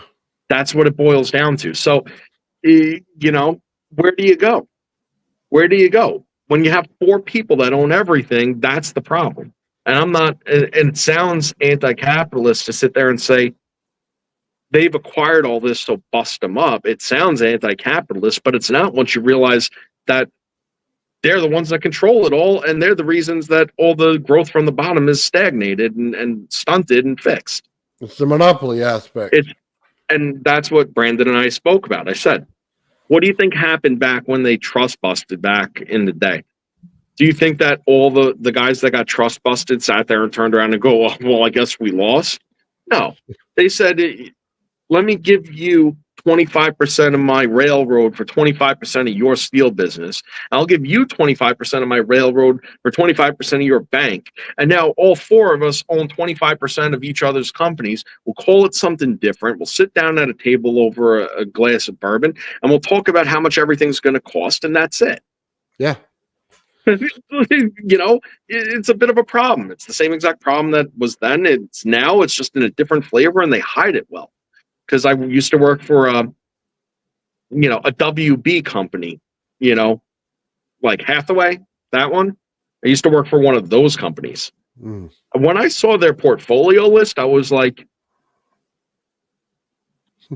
this holding company is a pseudo monopoly. Yeah. You own ConAgra? You mean all the food, but then you own McDonald's? And you own Coca-Cola? You know what I mean? And you own four different banks and four different insurance companies. Then they tell you that you got to use your card, and you have to have insurance in every state. Whatever, man. Yeah, there you go. That's about where you got to go with it. Yeah.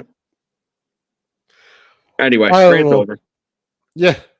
Well, at least right now we live in a society where we can do things and we're free to move about, and we don't, have kings and queens over us and just lop your head off for no reason. And all that I'm very, very happy about. I don't know that it'd be a good society to live in one of those. So yeah, I don't know that they should have taken away flogging and tarring and feathering, though. I think that's pretty amusing. Well, certainly a few people that could use it. With all the crime that goes on here in California, a little public display, in the stocks for a couple hours might be all right. You know what I mean? I think I can live with that. You know what I mean? You don't need to go to jail and waste all of our money. You could just go to the stocks for a couple hours, because that in itself sucks. So yeah, with the nuance that they have to post it on their social media. Yeah, okay. You're going to go in this. They're going to embarrass you. The entire recording is going to be up on your Instagram for eternity. It's going to be blocked there. Yep.